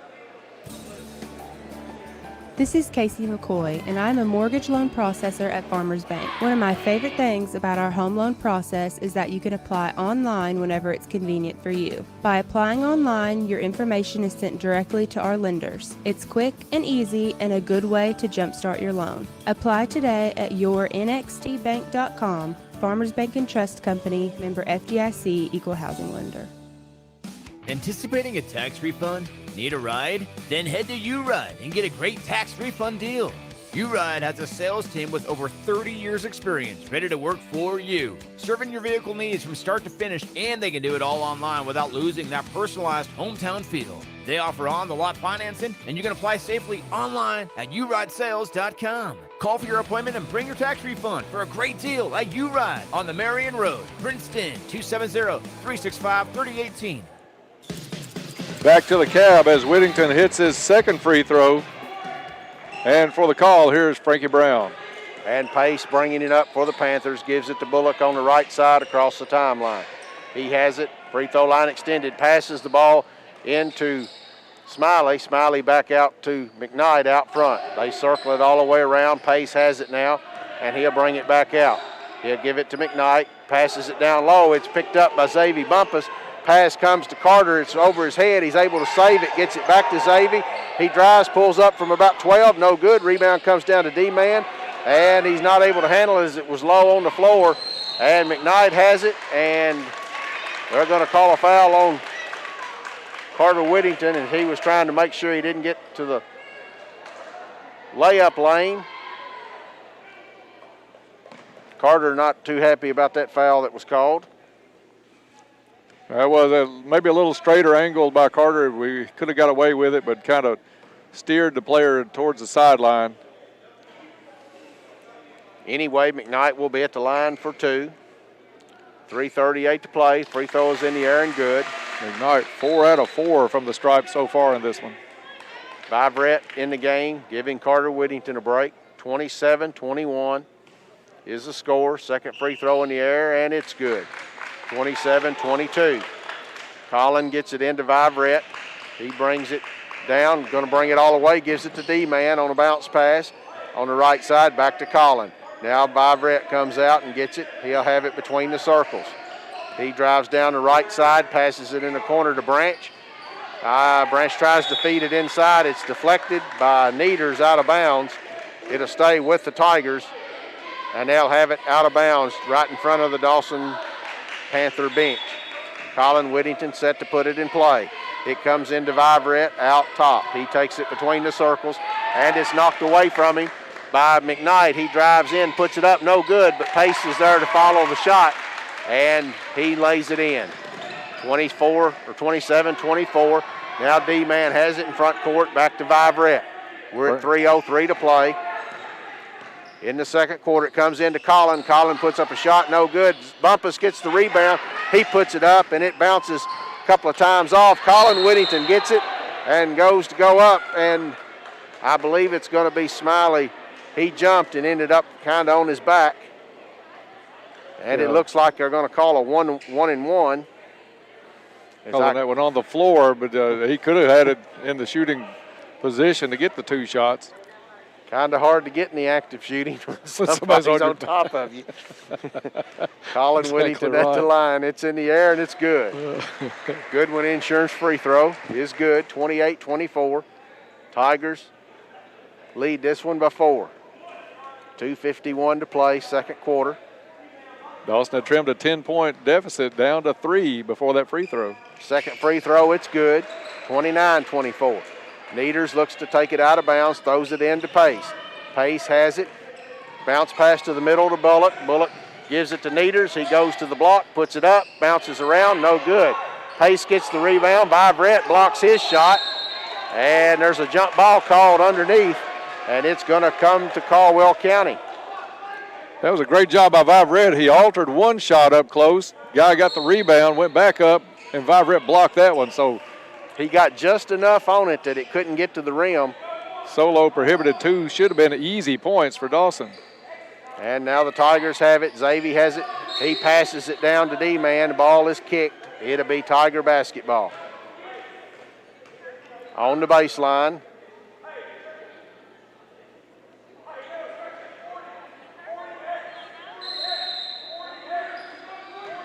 Branch will put it in play. It comes into Colin Whittington. He gives it to Xavier. Xavier back to Colin. He works to the block, puts a shot up off the glass, and it's good. And it'll count, and he draws the foul and will have an and-one opportunity. We talked about it a little earlier in the game. Those 2 kids don't know any fear. They take it right inside, no matter if Needers was there trying to take the big swipe at a block or not. And Colin is the youngest of the brothers, but he's got a little more height, I believe. I believe he's the youngest, isn't that right? I think sure. Colin's the 8th grader, and Carter's the 9th grader. Free throw coming up, and it's good. Goodwin Insurance free throw is good. They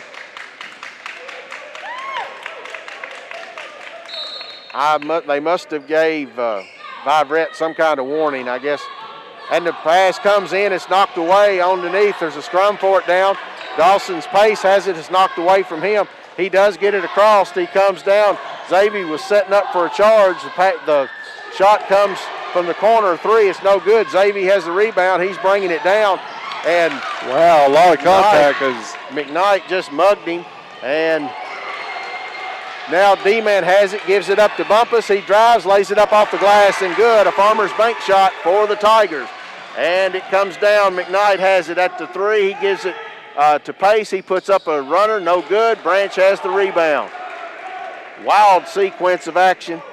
He gives it back to Bumpus. He drives, gives it over to D-Man. He's going to go to the elbow. They're going to call him for a travel as he took off with the basketball. 5th turnover of the quarter for Caldwell County. And you are right, Carter is the freshman, Colin the 8th grader. And Pace has it in front court. Gives it over to McKnight. McKnight gives it to Needers at the right elbow. Back to McKnight, back to Pace out top.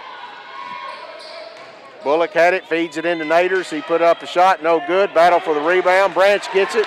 He throws it to Xavier. Xavier had already headed down floor and didn't realize that he'd made the pass. It's out of bounds.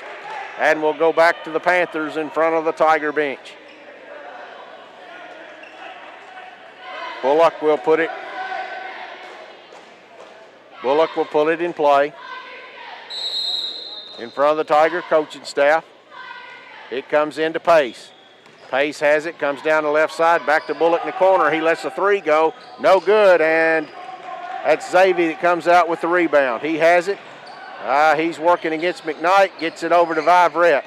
Vivrette will bring it across.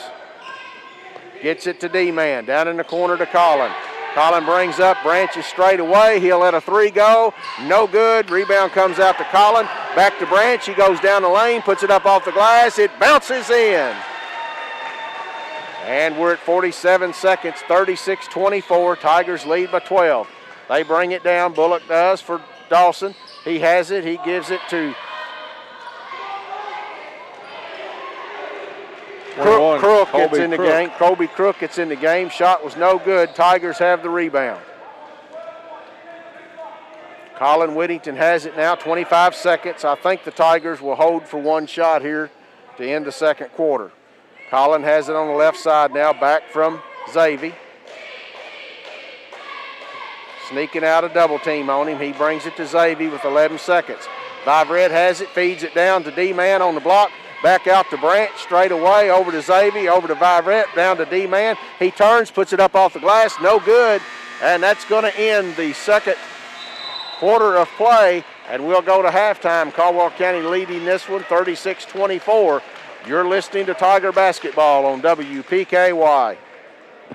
Don't be left out in the cold this winter. Fortner Gas is ready to keep you warm. Fortner Gas is available 24/7 and will always take care of their customers when other companies leave people in the cold. Just contact Fortner Gas and schedule a propane delivery to your home or business. They want your business and will prove that to you. You can count on Fortner Gas in Princeton to keep you warm and toasty this winter. Doesn't that sound good? Fortner Gas, since 1951.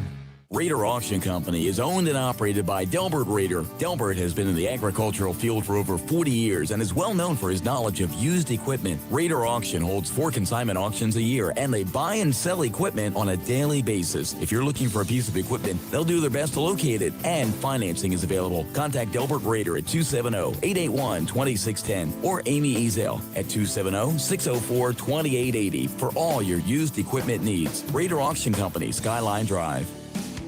Get into shape and feel good at Trilogy Performance Sports. Trilogy offers a wide range of family-friendly classes as well as personal training, yoga, gymnastics, sports training, cardio, and weightlifting. Trilogy has something for everyone. Trilogy now offers an app with online workouts, live classes, nutrition tracking, and more. Search Trilogy Performance Sports in your app store. Use sign-up code 1824. For app info and more, follow them on Facebook. There's no doubt winter is here. If you're tired of being stuck at home because of bad weather, maybe it's time to make sure that you have a vehicle that can handle what Mother Nature dishes out. Your home team at Trice Hughes can help you do just that. Check with the home team at Trice Hughes. They'll make sure you drive off with a vehicle that'll meet your needs. Buy your next vehicle from the home team. Find them on Highway 91 North, Princeton, or at tricehughes.com. Planters Bank, located at 208 North Jefferson Street, is locally owned and operated with a strong, sincere focus on customer service. Planters Bank has a diverse team of seasoned professionals in Western Kentucky and Clarksville, Tennessee. Since first opening their doors, Planters Bank has made a name for itself as an energetic player in the financial services market. Stop by and talk to the friendly folks at Planters and find out about the You Choose Rewards program. Planters Bank, member FDIC and equal housing lender. Good luck, Tigers. Have a great season from Treasures Remembered. The teams are in the locker room. The coaches are talking strategy. And the WPKY sports crew is ready to discuss the first half. It's the halftime show on 1580 103.3 WPKY. Let's head to the gym. Back to the cab as Caldwell County has stretched it out to 12-point lead here at halftime, 36-24 over Dawson. Big half for Tripp Branch. We'll get to that, looking for his 1,000th career point tonight, and just 4 points away from that. We'll get that in the stats in a little bit. Frankie, Caldwell County came out tonight, opened up a 10-point lead early in the second quarter. That was whittled down to 3 at one point, but they were able to put a flurry on here towards the end of the first half and lead this one by 12. Tell you what, there's been some flurries up and down the court. I was looking down one time to see, I hope John's able to keep up with moving that camera back and forth, because, man, they've been getting up and down. But he's going to put some wearing on the Barons tonight on that thing. You're right. The Tigers have been aggressive offensively. They've been aggressive defensively, and Dawson has too, for that matter. It's been a good high school basketball game, and there's times that the officials are really letting them play.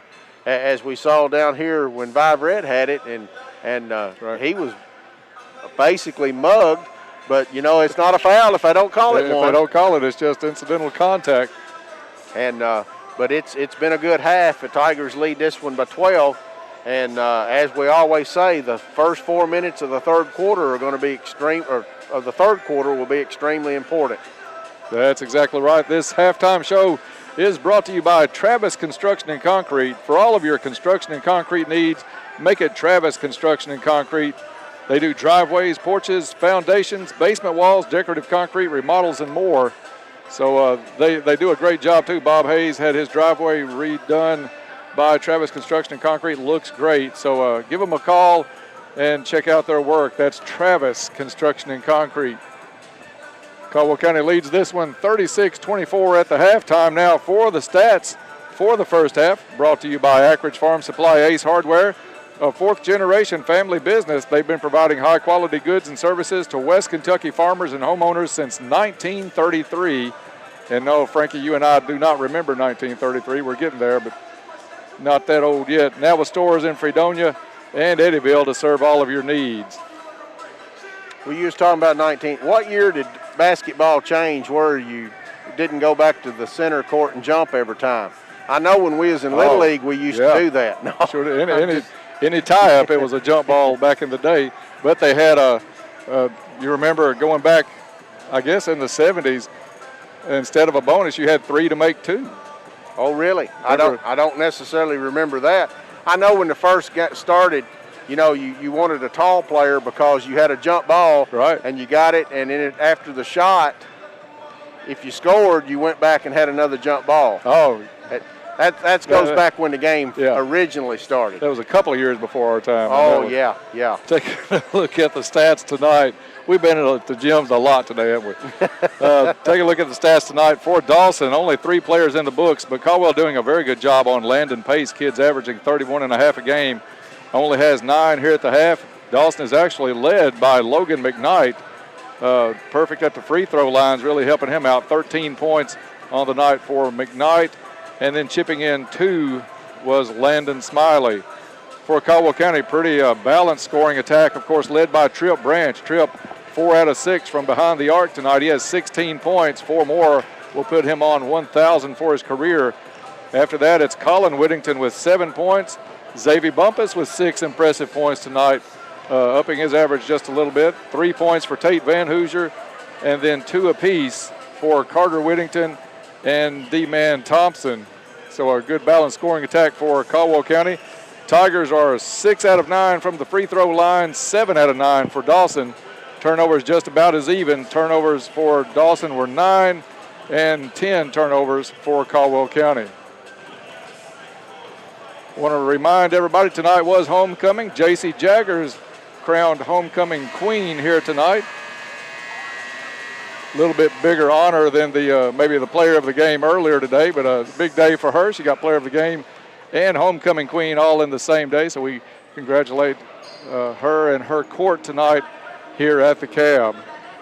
Frankie, about the pace we expected, maybe a little bit faster at times, but both teams doing a pretty good job not turning it over a lot. It's been a little sloppy for little spurts. Like you said, there was a spurt where you might get 2 or 3 turnovers in 10, 15 seconds, and then they play some really balanced basketball.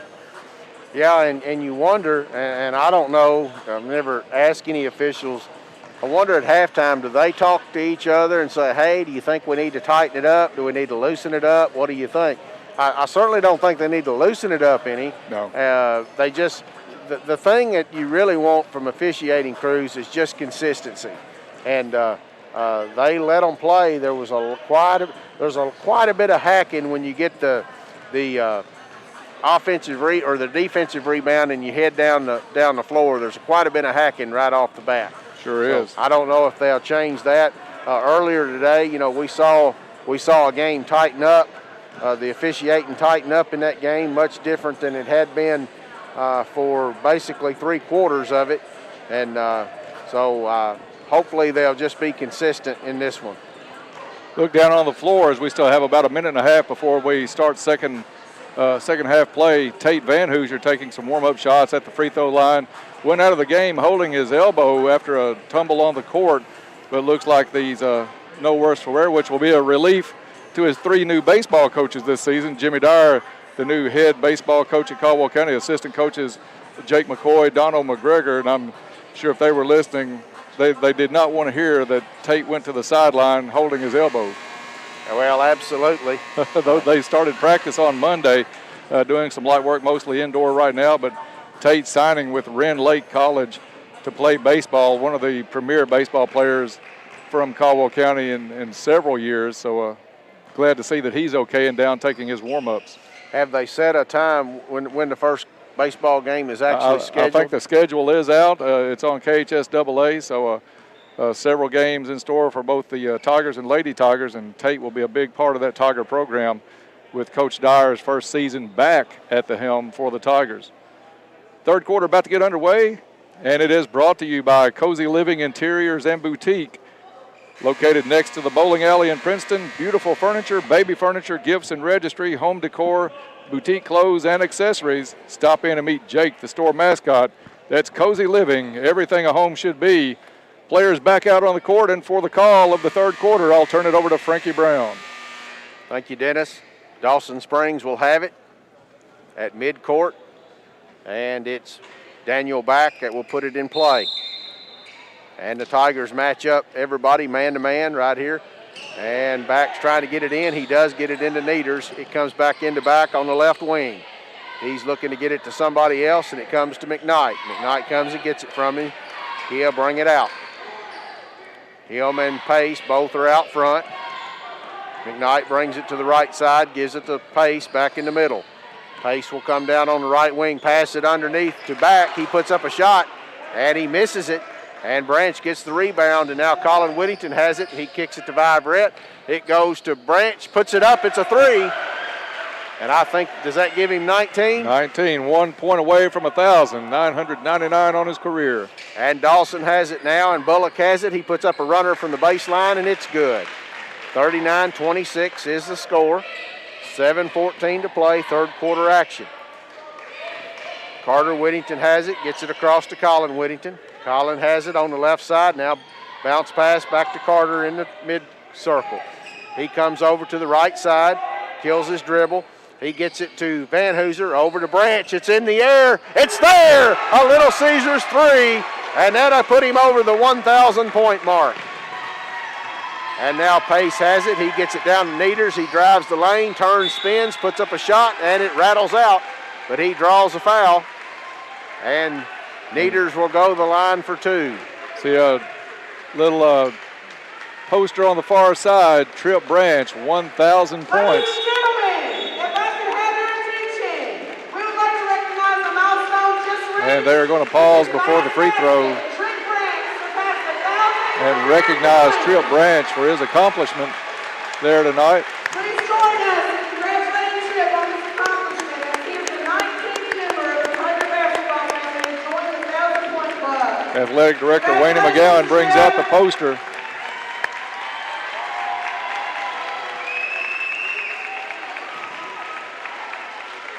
Todd Griffin getting the shots for your Sports Edge. You can check that out later on tonight. But big congratulations to Trip Branch. One of the nicest kids to come through the program and has signed to play football with Center College.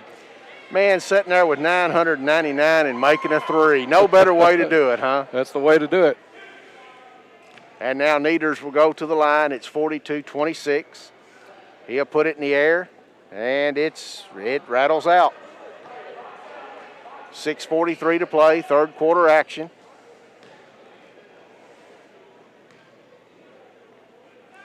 Ball's in the air, and it's good. 43-27. Colin Whittington gets it into Carter Whittington. Carter back to Colin. Colin brings it across. It goes to Branch in the corner. It's a good one. It's a Little Caesars 3, and he's already started toward his next milestone. 3 out of 3 here in the second half. And Neters is out of bounds as him and Van Hooser were battling. Van Hooser got his hand on that pass, and it'll be Tiger basketball. 6:25 to play. Colin Whittington brings it across. Now Vibrett has it on the wing. He drives to the elbow, gives it to Carter, back to Colin. He lets a three go. It's good. A Little Caesars three for Colin Whittington. And it's 48-27. I'm sure that's the biggest lead for the Tigers tonight at 6:06 to play. And the pass comes. It's stolen by Vibrett. He gives it up to Carter. Carter to Branch. He drives, puts it off the glass. The Farmers bank shot is good. And it's 50-27. And we're going to have a timeout. The Tigers lead this one 50-27, 5:55 to play. You're listening to the Tigers on WPKY. Enjoy your favorite Mexican food at La Pontesina Mexican Restaurant. They're open 7 days a week. It is recommended to wear a face mask while walking in and out of the restaurant. They're operating at limited seating capacity and offering carry-out service. Just wear your mask when you pick up your order. Always practice social distancing. They appreciate your business and are ready to serve you. Stay safe. La Pontesina Mexican Restaurant, Princeton and Marion. Your WPKY Weather Edge Weather Center forecast is brought to you by Lawn Cutters Equipment. And back to the cab. Caldwell County with their biggest lead of the night, 50-27. Caldwell County out of the locker room on a 14-3 run, led by 11 out of Trip Branch, 3 threes, and then the little layup bucket. For the call, here's Frankie Brown. And Dawson has it. Needers has it straight away. He lobs it down low. Colin Whittington's able to catch it. He gets it up to Carter. Carter's coming up the floor, drives, puts it up off the glass. No good, gets his own rebound. Gives it to Branch in the corner. He'll let a three go. It's good! A Little Caesars three for Trip Branch. And it's 53-27. And Pace drives in and puts up a shot from the baseline, and it's good, and he's going to draw a foul. And the foul, I believe, is on Trip. Trip 4 out of 4 behind the arc here in the third quarter. And we're only a couple of minutes in, 2.5 minutes into this one. Free throw is up, no good. Colin Whittington has the rebound for the Tigers. He brings it down. They get it to Branch. Back to Colin. He'll pull up from three. It's no good. Rebound comes to Carter. He's under the basket, puts it up off the glass, and good. A Farmers bank shot for Carter Whittington, and it's 55-29. And the bounce pass comes to Needers on the baseline. He turns, puts up a shot. It bounces off. Colin Whittington has the rebound. He has it, gets it up to Tate Van Hooser. Tate's coming, he was excited to try to get it to Carter and missed him on the pass. It's out of bounds, and it'll go back to the Panthers. And there again, Tate gives that big smile, even after a turnover. You're not going to have a bad day around that guy. And Dawson has it. Pace walks it down. 4:46 to play, third quarter action. 55-29. He takes it over to Bullock, right side. He drives the baseline, stops, gives it back to Needers. Needers has it knocked away from him, but he recovers. Pass goes across court. Colin Whittington has it. And as he goes up the floor, a foul is called. I believe that's going to be against McKnight. A lot of action here in this third quarter. I didn't think we could top the second quarter, but I believe we have. And most of it Trip Branch. And Colin has it. He gives it to Vibrett. The pass goes to Tate Van Hooser.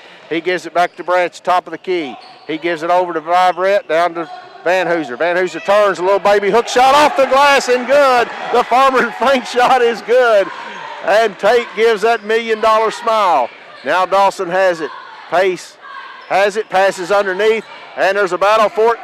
Carter Whittington comes up with it, passes it to Colin Whittington. He's coming down the floor. The bounce pass is stolen by McKnight. And he'll bring it up. Vibrett trying to put some pressure on him down the floor and puts a little too much as they'll call Bob for the foul.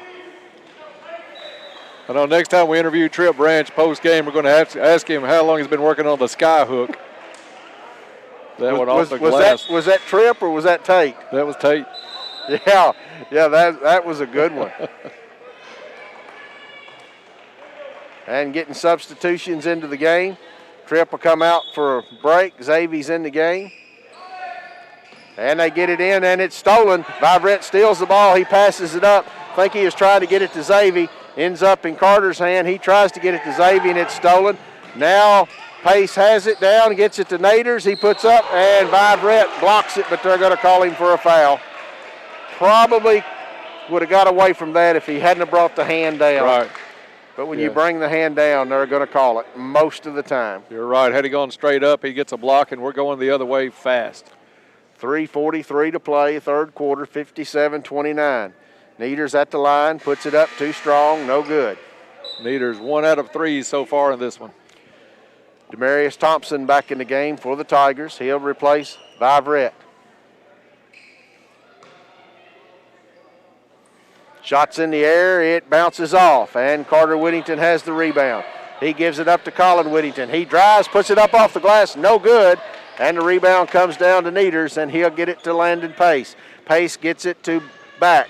Back gives it over to McKnight. McKnight will bring it back out front.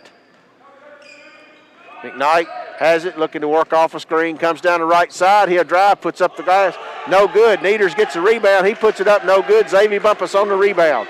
He gets it to Carter Whittington. He brings it down on the left side, looking for some help. Cross-court pass to Xavier. Xavier drive it down the lane, puts it up off the glass. It's good. A Farmers Bank shot for Xavier Bumpus. And it comes in. Bullock will bring it across. He's driving. Colin Whittington is there, and they call the charge on Bullock. I think that was a play-through on both sides. I think Whittington got up asking, is it on him? And it ended up being on Bullock, but I don't think enough contact, Frankie, but we'll take it. And now it comes down. The Tigers have it. D-Man feeds it into Dewey. He tries to go up and loses the ball, but Xavier gets it in the right corner. He gets it out to Colin Whittington, to Carter Whittington at the free throw line. He'll back it out. A bounce pass to Xavier. He turns, puts it off the glass, and good. And what do they call? They call a moving screen, I believe, on Dewey Riley.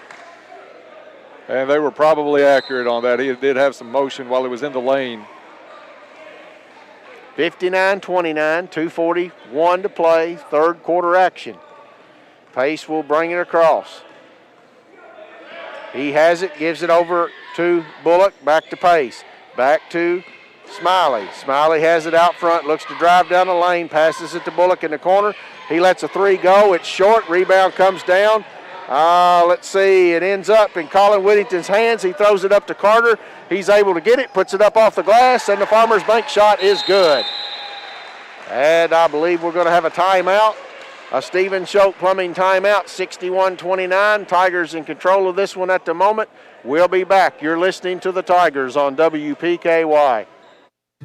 Life is filled with moments. Moments we share with those we love, worry about, and strive to protect the most. At Woodman Life, we provide life insurance and retirement products to help protect you and your family so that you can enjoy all the moments to come.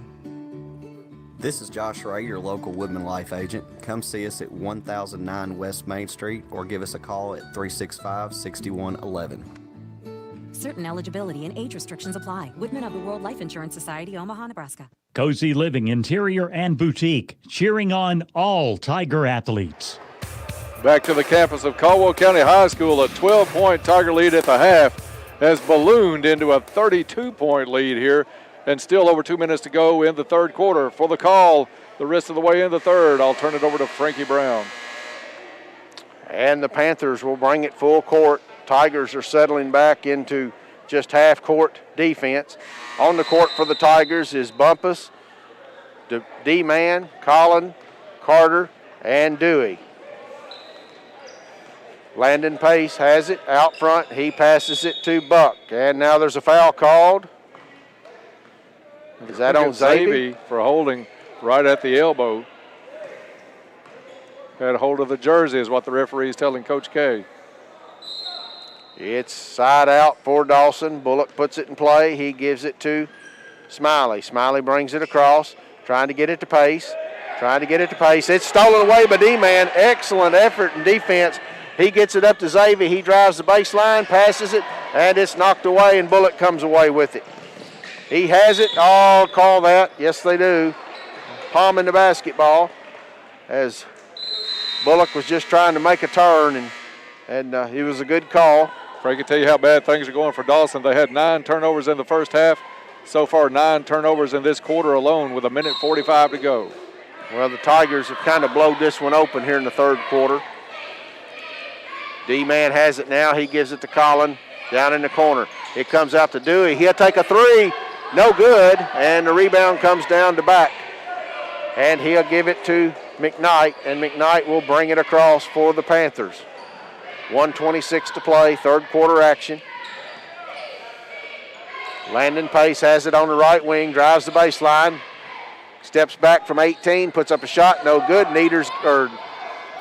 Back gets the rebound, throws it into backcourt, and that'll be a over and back call, and it'll be Tiger basketball, probably right here at midcourt.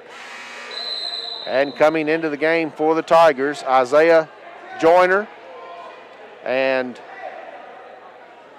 Jack Englebright. Englebright will put it in play to Bumpus. Bumpus has it in backcourt, will bring it across with 1:07 to play. He gives it to Joyner in the right corner. A bounce pass to Dewey. Back out to D-man. Drives to the elbow. Gives it to Joyner right side. It's a bounce pass to Dewey. He's not able to handle it. Dawson has it. They throw it up to Pace. He drives, puts up a shot. No good. Needers gets a rebound, puts it up and in, and he'll draw the foul. With 50.3 seconds to go, third quarter action. Basket will count, 61-31, and Needers will be at the line for an and one opportunity.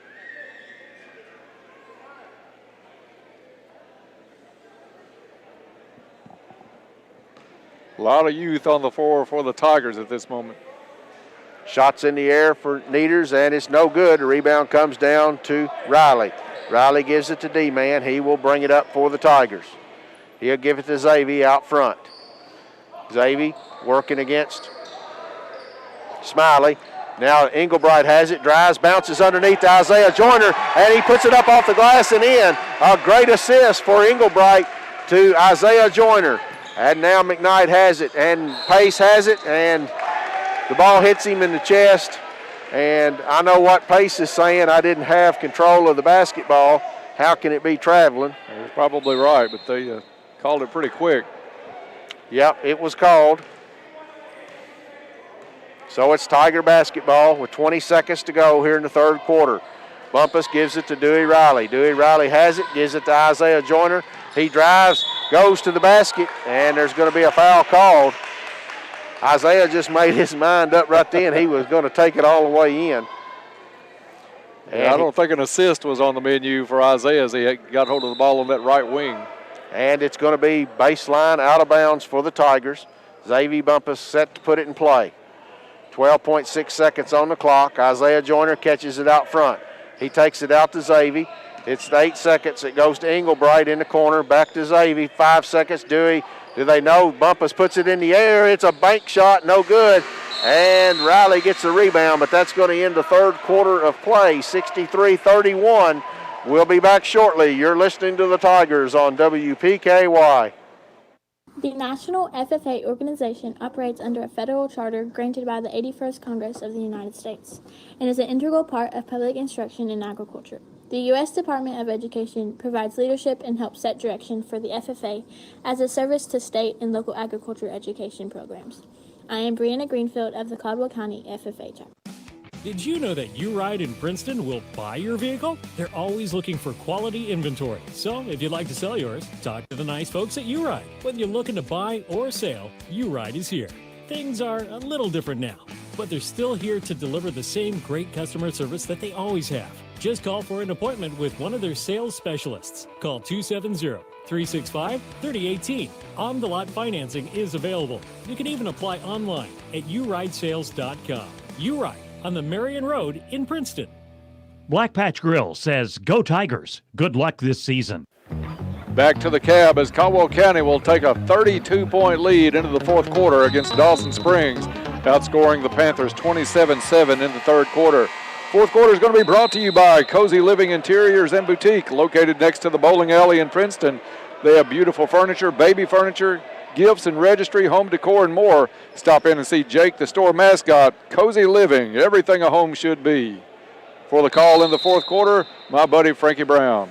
And Joyner puts it in play to Bumpus in backcourt. Bumpus will bring it across. He gives it to D-man. He tries to pass it down low from the elbow to Englebright. It's knocked out of bounds. It'll remain Tiger basketball. It'll be out of bounds on the baseline. Bumpus looking to get it in. Comes into D-Man. D-Man drives to the block, puts it up, and it goes in. A Farmers Bank shot for Demarius Thompson. And it comes down quickly to McKnight. He drives, puts it up off the glass and in. Joyner, a good job not to get a foul called there. And Joyner has it and will put it in play to Bumpus. Bumpus will bring it across, 65-33. It's out of bounds in front of the Tiger bench, but remain Tiger basketball. Joyner will put it in play. And he's looking to get it in, gets it into Thompson. Thompson has it, passes it to Bumpus. Bumpus comes out with it, passes it to Dewey. Dewey hands it back to Bumpus. He drives, puts it up off the glass, no good. Rebound, Dewey. Riley gets it but falls out of bounds as he couldn't get his feet back under him. Great effort. It'll be Dawson Springs basketball. 65-33, 7:17 to play. Needers has it at the block, turns, puts up a shot, no good, and he's going to draw the foul. Frankie, I want to mention a listener that's checking us out tonight on the live stream. Barry Bullock used to work with him over at Buckhorn in Dawson. His son is Robert Bullock, but goes by Stevie.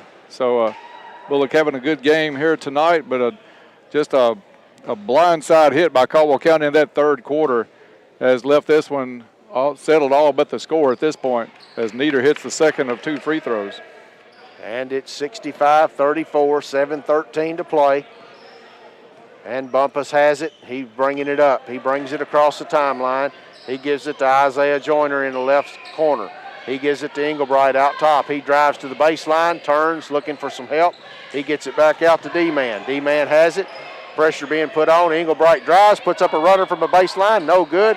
Isaiah Joyner gets the rebound, kicks it out to Xavier. Xavier thinks about a three. Now back to Isaiah in the corner. And it's knocked away from Isaiah, but he goes back and gets it and passes it to Xavier. Xavier gets it to D-Man on the right side.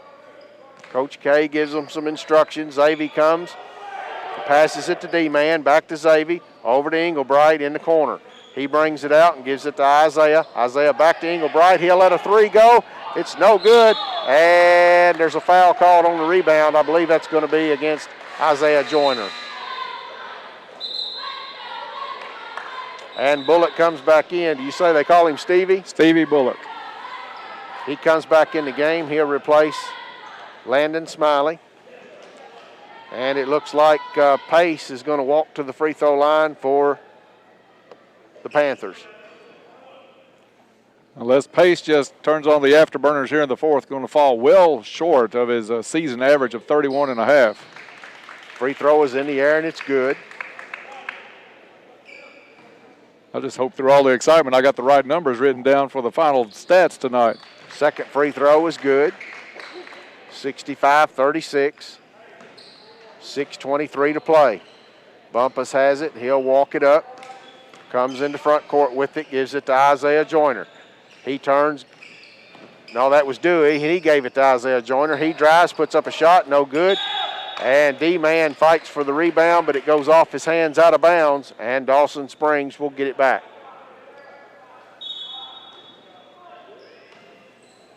Englebright and D-Man, both freshmen out on the floor right now. Pace has it, throws it down in the corner to McKnight. He gives it back to Pace. He lets a three ball go, no good. And Xavier gets the rebound. He comes out of a double team with it and brings it down. He passes it to Isaiah Joyner. Farmer's bank shot is up and good. 67-36. And the pass comes down to McKnight. Ball's knocked away from him. He gets it to Pace. Pace brings it out to the baseline. Drives, puts up a shot. Isaiah Joyner blocks it. And it's out of bounds. It will stay with the Panthers. I think Dawson kind of feels like the Tigers did the other night against Hopkinsville. Even a shot underneath trying to be put up by Pace gets blocked right under the basket. And Bullock has it, drives to the elbow, kicks it to McKnight in the corner.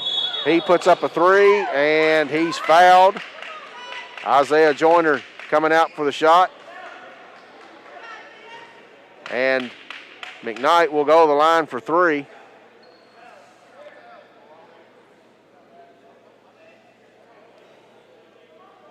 I think McKnight took a pretty hard hit there. I think he's got up a little gimpy on one of the ankles.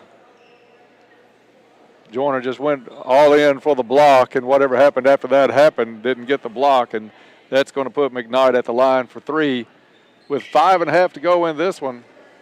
Not far from a running clock situation if Caldwell can put another little burst on here. First free throw is up and no good. First missed at the line tonight for McKnight. He'll have a second and a third. Second one's in the air, and it's no good. He backs out. Will step back up for his third.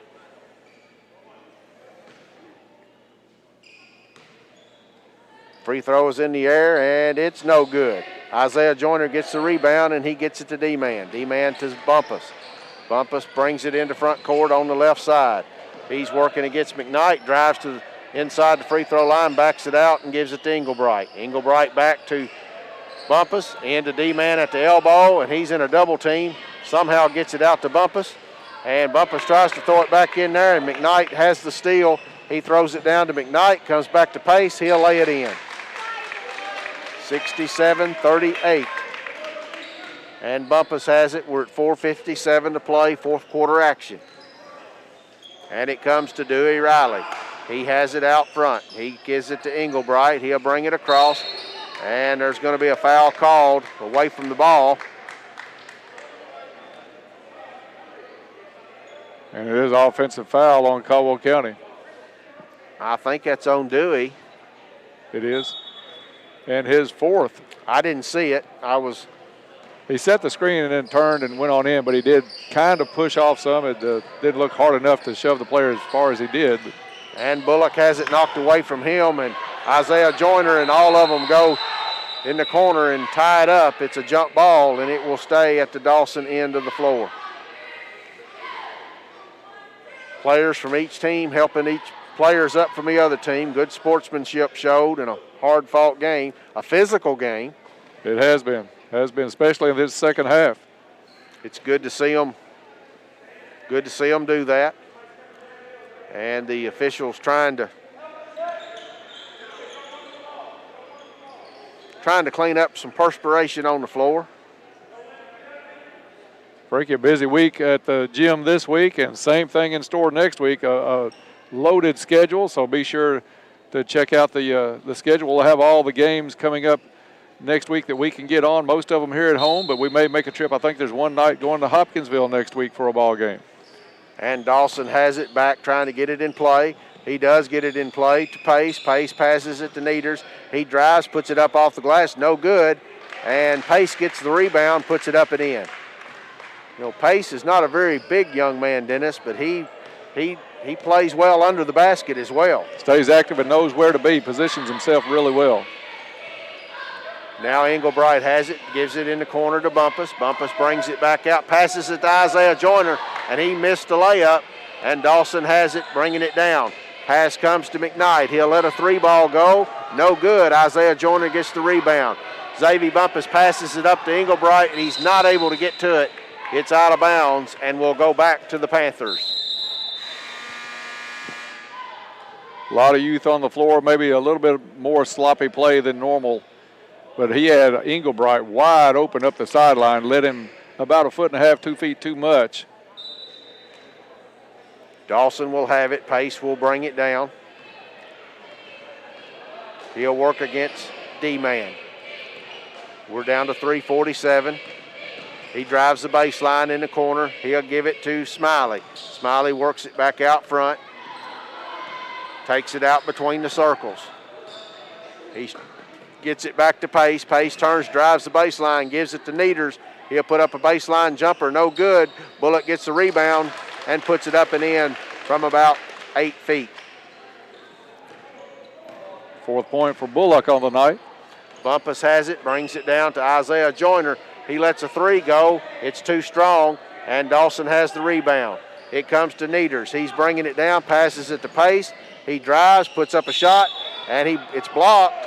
He came down with it. That ought to be, they're going to call 2 shots. They're going to call a foul on that. Wow. That was actually a pretty good block. It looked like it from our vantage point, and had it been a much closer game, I think Coach K would have voiced some concern about that call. Pace puts it up, and it's in. 67-42. Pace much better at the line tonight than his season average. He's hit 5 out of 6 at this point. 43.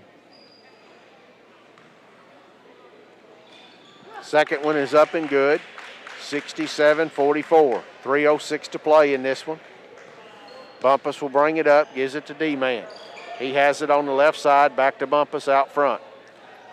He'll give it to Dewey. Dewey gives it back to Bumpus. He gives it to Isaiah, to Xavier in the corner. He lets a three go, no good. The rebound comes down, and Isaiah and D-Man both trying to get it, and it goes out of bounds. It'll go back to the Panthers.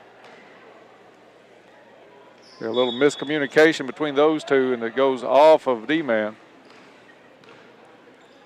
Landon Pace will bring it across. He'll pass it over to Smiley. Smiley has it, hands it back to Pace on the right side now.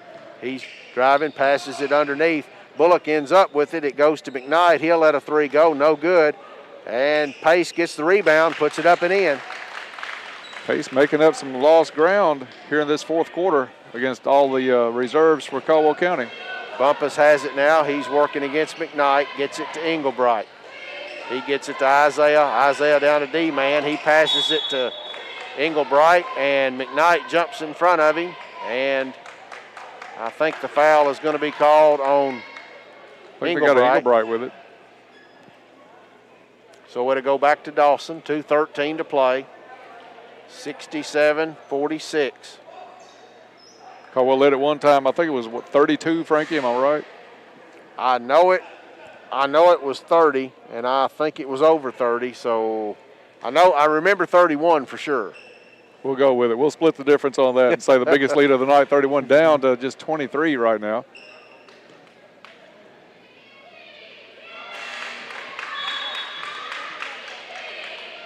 And McKnight back into finding the bottom of the net on the free throw.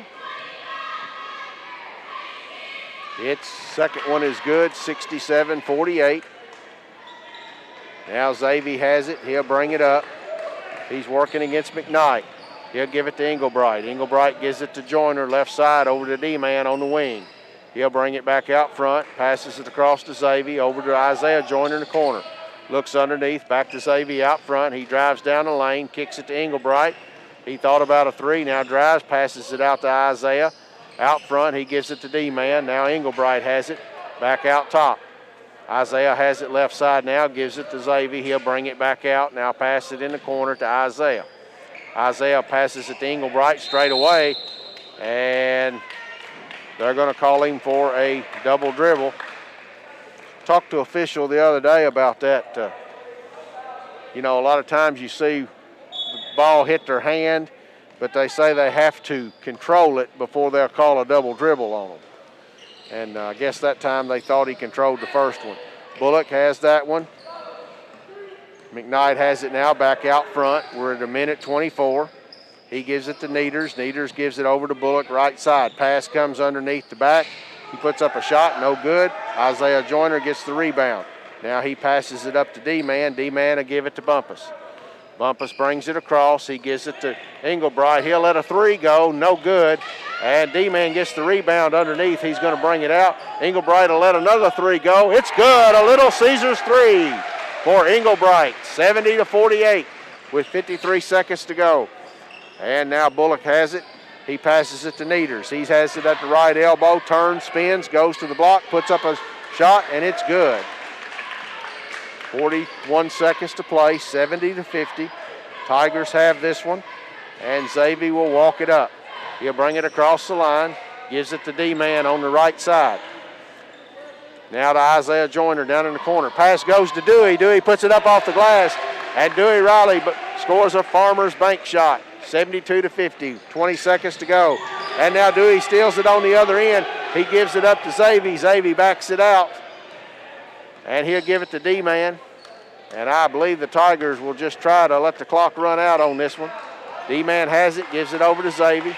He's going to hold it. 4, 3, 2, and 72-50 is going to be the final in this one. Caldwell County wins it over the Dawson Springs Panthers. We'll be back for postgame in just a moment. You're listening to Tiger Basketball on WPKY. Hello, I'm Jason Redford, Community President, First Southern National Bank. When First Southern National Bank says we believe in you, it means we also believe certain things about you. We believe that you want to live a life of margin, where you can balance spending, saving, and giving. We believe that you want to make wise financial decisions to enable that kind of living. Because we believe in you, we are here for you every step of the way. Visit fsmb.net to learn more. Member FDIC, Equal Housing Lender. Have you ever been told that you snore? Do you ever wake up gasping for air? You may need a wake-up call. The highly trained staff at Caldwell Medical Sleep Lab perform testing that can aid your physician in diagnosing a multitude of sleep problems. Sleep disorders can have a significant and negative impact on your health when they remain undiagnosed and untreated. Get on the path to a healthier, happier you and give us a call today at 270-365-0307. You can also visit our website at caldwellmedical.com to learn more about what our sleep lab can do for you.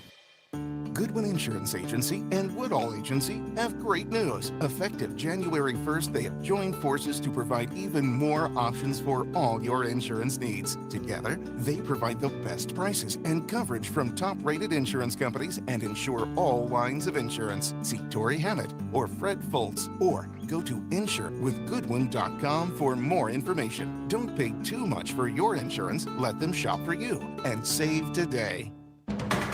There's no doubt winter is here. If you're tired of being stuck at home because of bad weather, maybe it's time to make sure that you have a vehicle that can handle what Mother Nature dishes out. Your home team at Trice Hughes can help you do just that. Check with the home team at Trice Hughes. They'll make sure you drive off with a vehicle that'll meet your needs. Buy your next vehicle from the home team.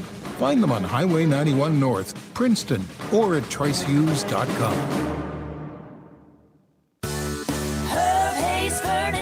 Always the best. Stretch your tax dollars at Herb Hayes Furniture and Mattress with 12 months interest-free financing. They have a great selection of adjustable bed bases and mattresses. Get a custom look with England, Craftmaster, or Lazy Boy brands for the future of your dreams. Right now, they'll even pay the sales tax for you. Herb Hayes Furniture and Mattress, where you always get the best selection, the best furniture at the best price on the Boulevard in Hopkinsville. Herb Hayes Furniture, always the best.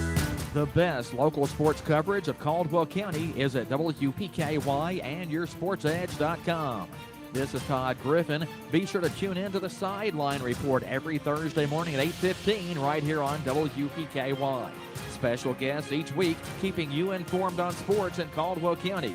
The Sideline Report brought to you by ABC Finance. WPKY Radio and YourSportsEdge.com. That's a winning combination for Caldwell County sports. 1580, 103.3 WPKY. Princeton. The teams are in the locker room. Time for a recap of tonight's action. The WPKY postgame show is on the air. 1580, 103.3 WPKY. And we are back to the cab. Caldwell County pulls away in the third quarter after having a 12-point halftime lead. They open it up to a 32-point lead at the end of three and coast to a victory in this one with all reserves in the last quarter, 72-50 over Dawson Springs. Time to get underway on the postgame report brought to you by Trilogy. Get into shape and feel good at Trilogy Performance Sports. Trilogy offers a wide range of classes, free weights, cardio machines, and more. New members can join for as little as $10. And if you can't get into the gym, check out their online classes, only $14.99 a month at trilogyperformancesports.com. Frankie, just a great job tonight by the Tigers in that third quarter. Broke open what was a relatively close game as we see Coach Cash coming up, another first interview Coach Cash has ever had up here. I think Daniel finally talked him into it. We talked a little bit before the game tonight, coming up with Tripp Branch. But another great performance by Tripp Branch tonight. Went over he needed 20 to get into the 1,000-point club, 19 players in Caldwell history in that club, and he joined it tonight. He ended up with 30 on the night. We'll have all those in the accurate stats coming up. Frankie, I'll let you talk to these guys tonight if you want to, but congratulations to Coach Cash for breaking the ice and coming up. Coach, congratulations. Thank you. Coach Dustin Cash joins us here tonight on the post-game show. Give us your thoughts on this game tonight, Coach. Great game. Great game. Shot the ball really well, I thought. And proud of my boy here, Tripp. He got his 1,000. And, I gave him a little heck last Dawson game with the 47. And told him he was going to be 1 point behind me for the rest of his life. But very proud of them as a team. I thought we'd come out tonight and really executed a lot better in the second half, and very proud. Well, that third quarter, you had a 12-point lead at halftime, and that third quarter we were explosive. I think at the end of it we were up by 30, 32. Yes. And this guy sitting over here on the right had a big third quarter. He had a big night all night long, but he had a real big third quarter. Seems like he scored 11 points in just a matter of a few minutes in that game. He was wanting that 1,000 quickly. And but I was very impressed with how hard the Tigers played tonight. Everybody, and it was good to get everybody in. Being homecoming tonight, you was able to get a lot of people in the game. Yes, sir. And it's been a long week, I know, and next week you got a lot more games, but you're probably at the part of the season where you'd rather play games than practice every day. And we like home games. Absolutely. We're at home for a while, so that's a good thing. That's a good thing. Who do we got coming up? Do you remember? Christian Fellowship Monday and Crittenden Tuesday. And both of those are here, is that correct? Our next 5 is at home. That's great. That's great news for the Tigers tonight. Yes, sir. Proud of the entire Tiger team tonight. Lots of good plays in there. Lots of hustle plays. Yes, sir. And we want to congratulate Tripp. One thing I'm going to ask: what was your final point total for your career? I have no idea. Did you make the 1,000-point club? No. Tripp's got me on that. Tripp's got you on that. Tripp's got me on that. Well, you're going to let him hear about the 48, 47 for the rest of his life. But he's going to let you hear about it for the rest of this year anyway. Yes. All right. Well, thank you for coming up, and I believe we're going to talk to Tripp Branch here for just a moment. Thank y'all. We need to talk to him on his record-setting night, or maybe not being a record, but joining the 1,000-point club. Tripp, congratulations. Thank you. And how does it feel? It feels good. I mean, it's just I felt good tonight, and my teammates got to me, and I shot it, and I made some. Absolutely. You were shooting it from all over the place and even scored some inside. That was a very special moment, I think, in the third quarter when you made that. You were setting at 9.99. I don't know if you knew that or not, but you were setting at 9.99, and you made a three. No better way to do it.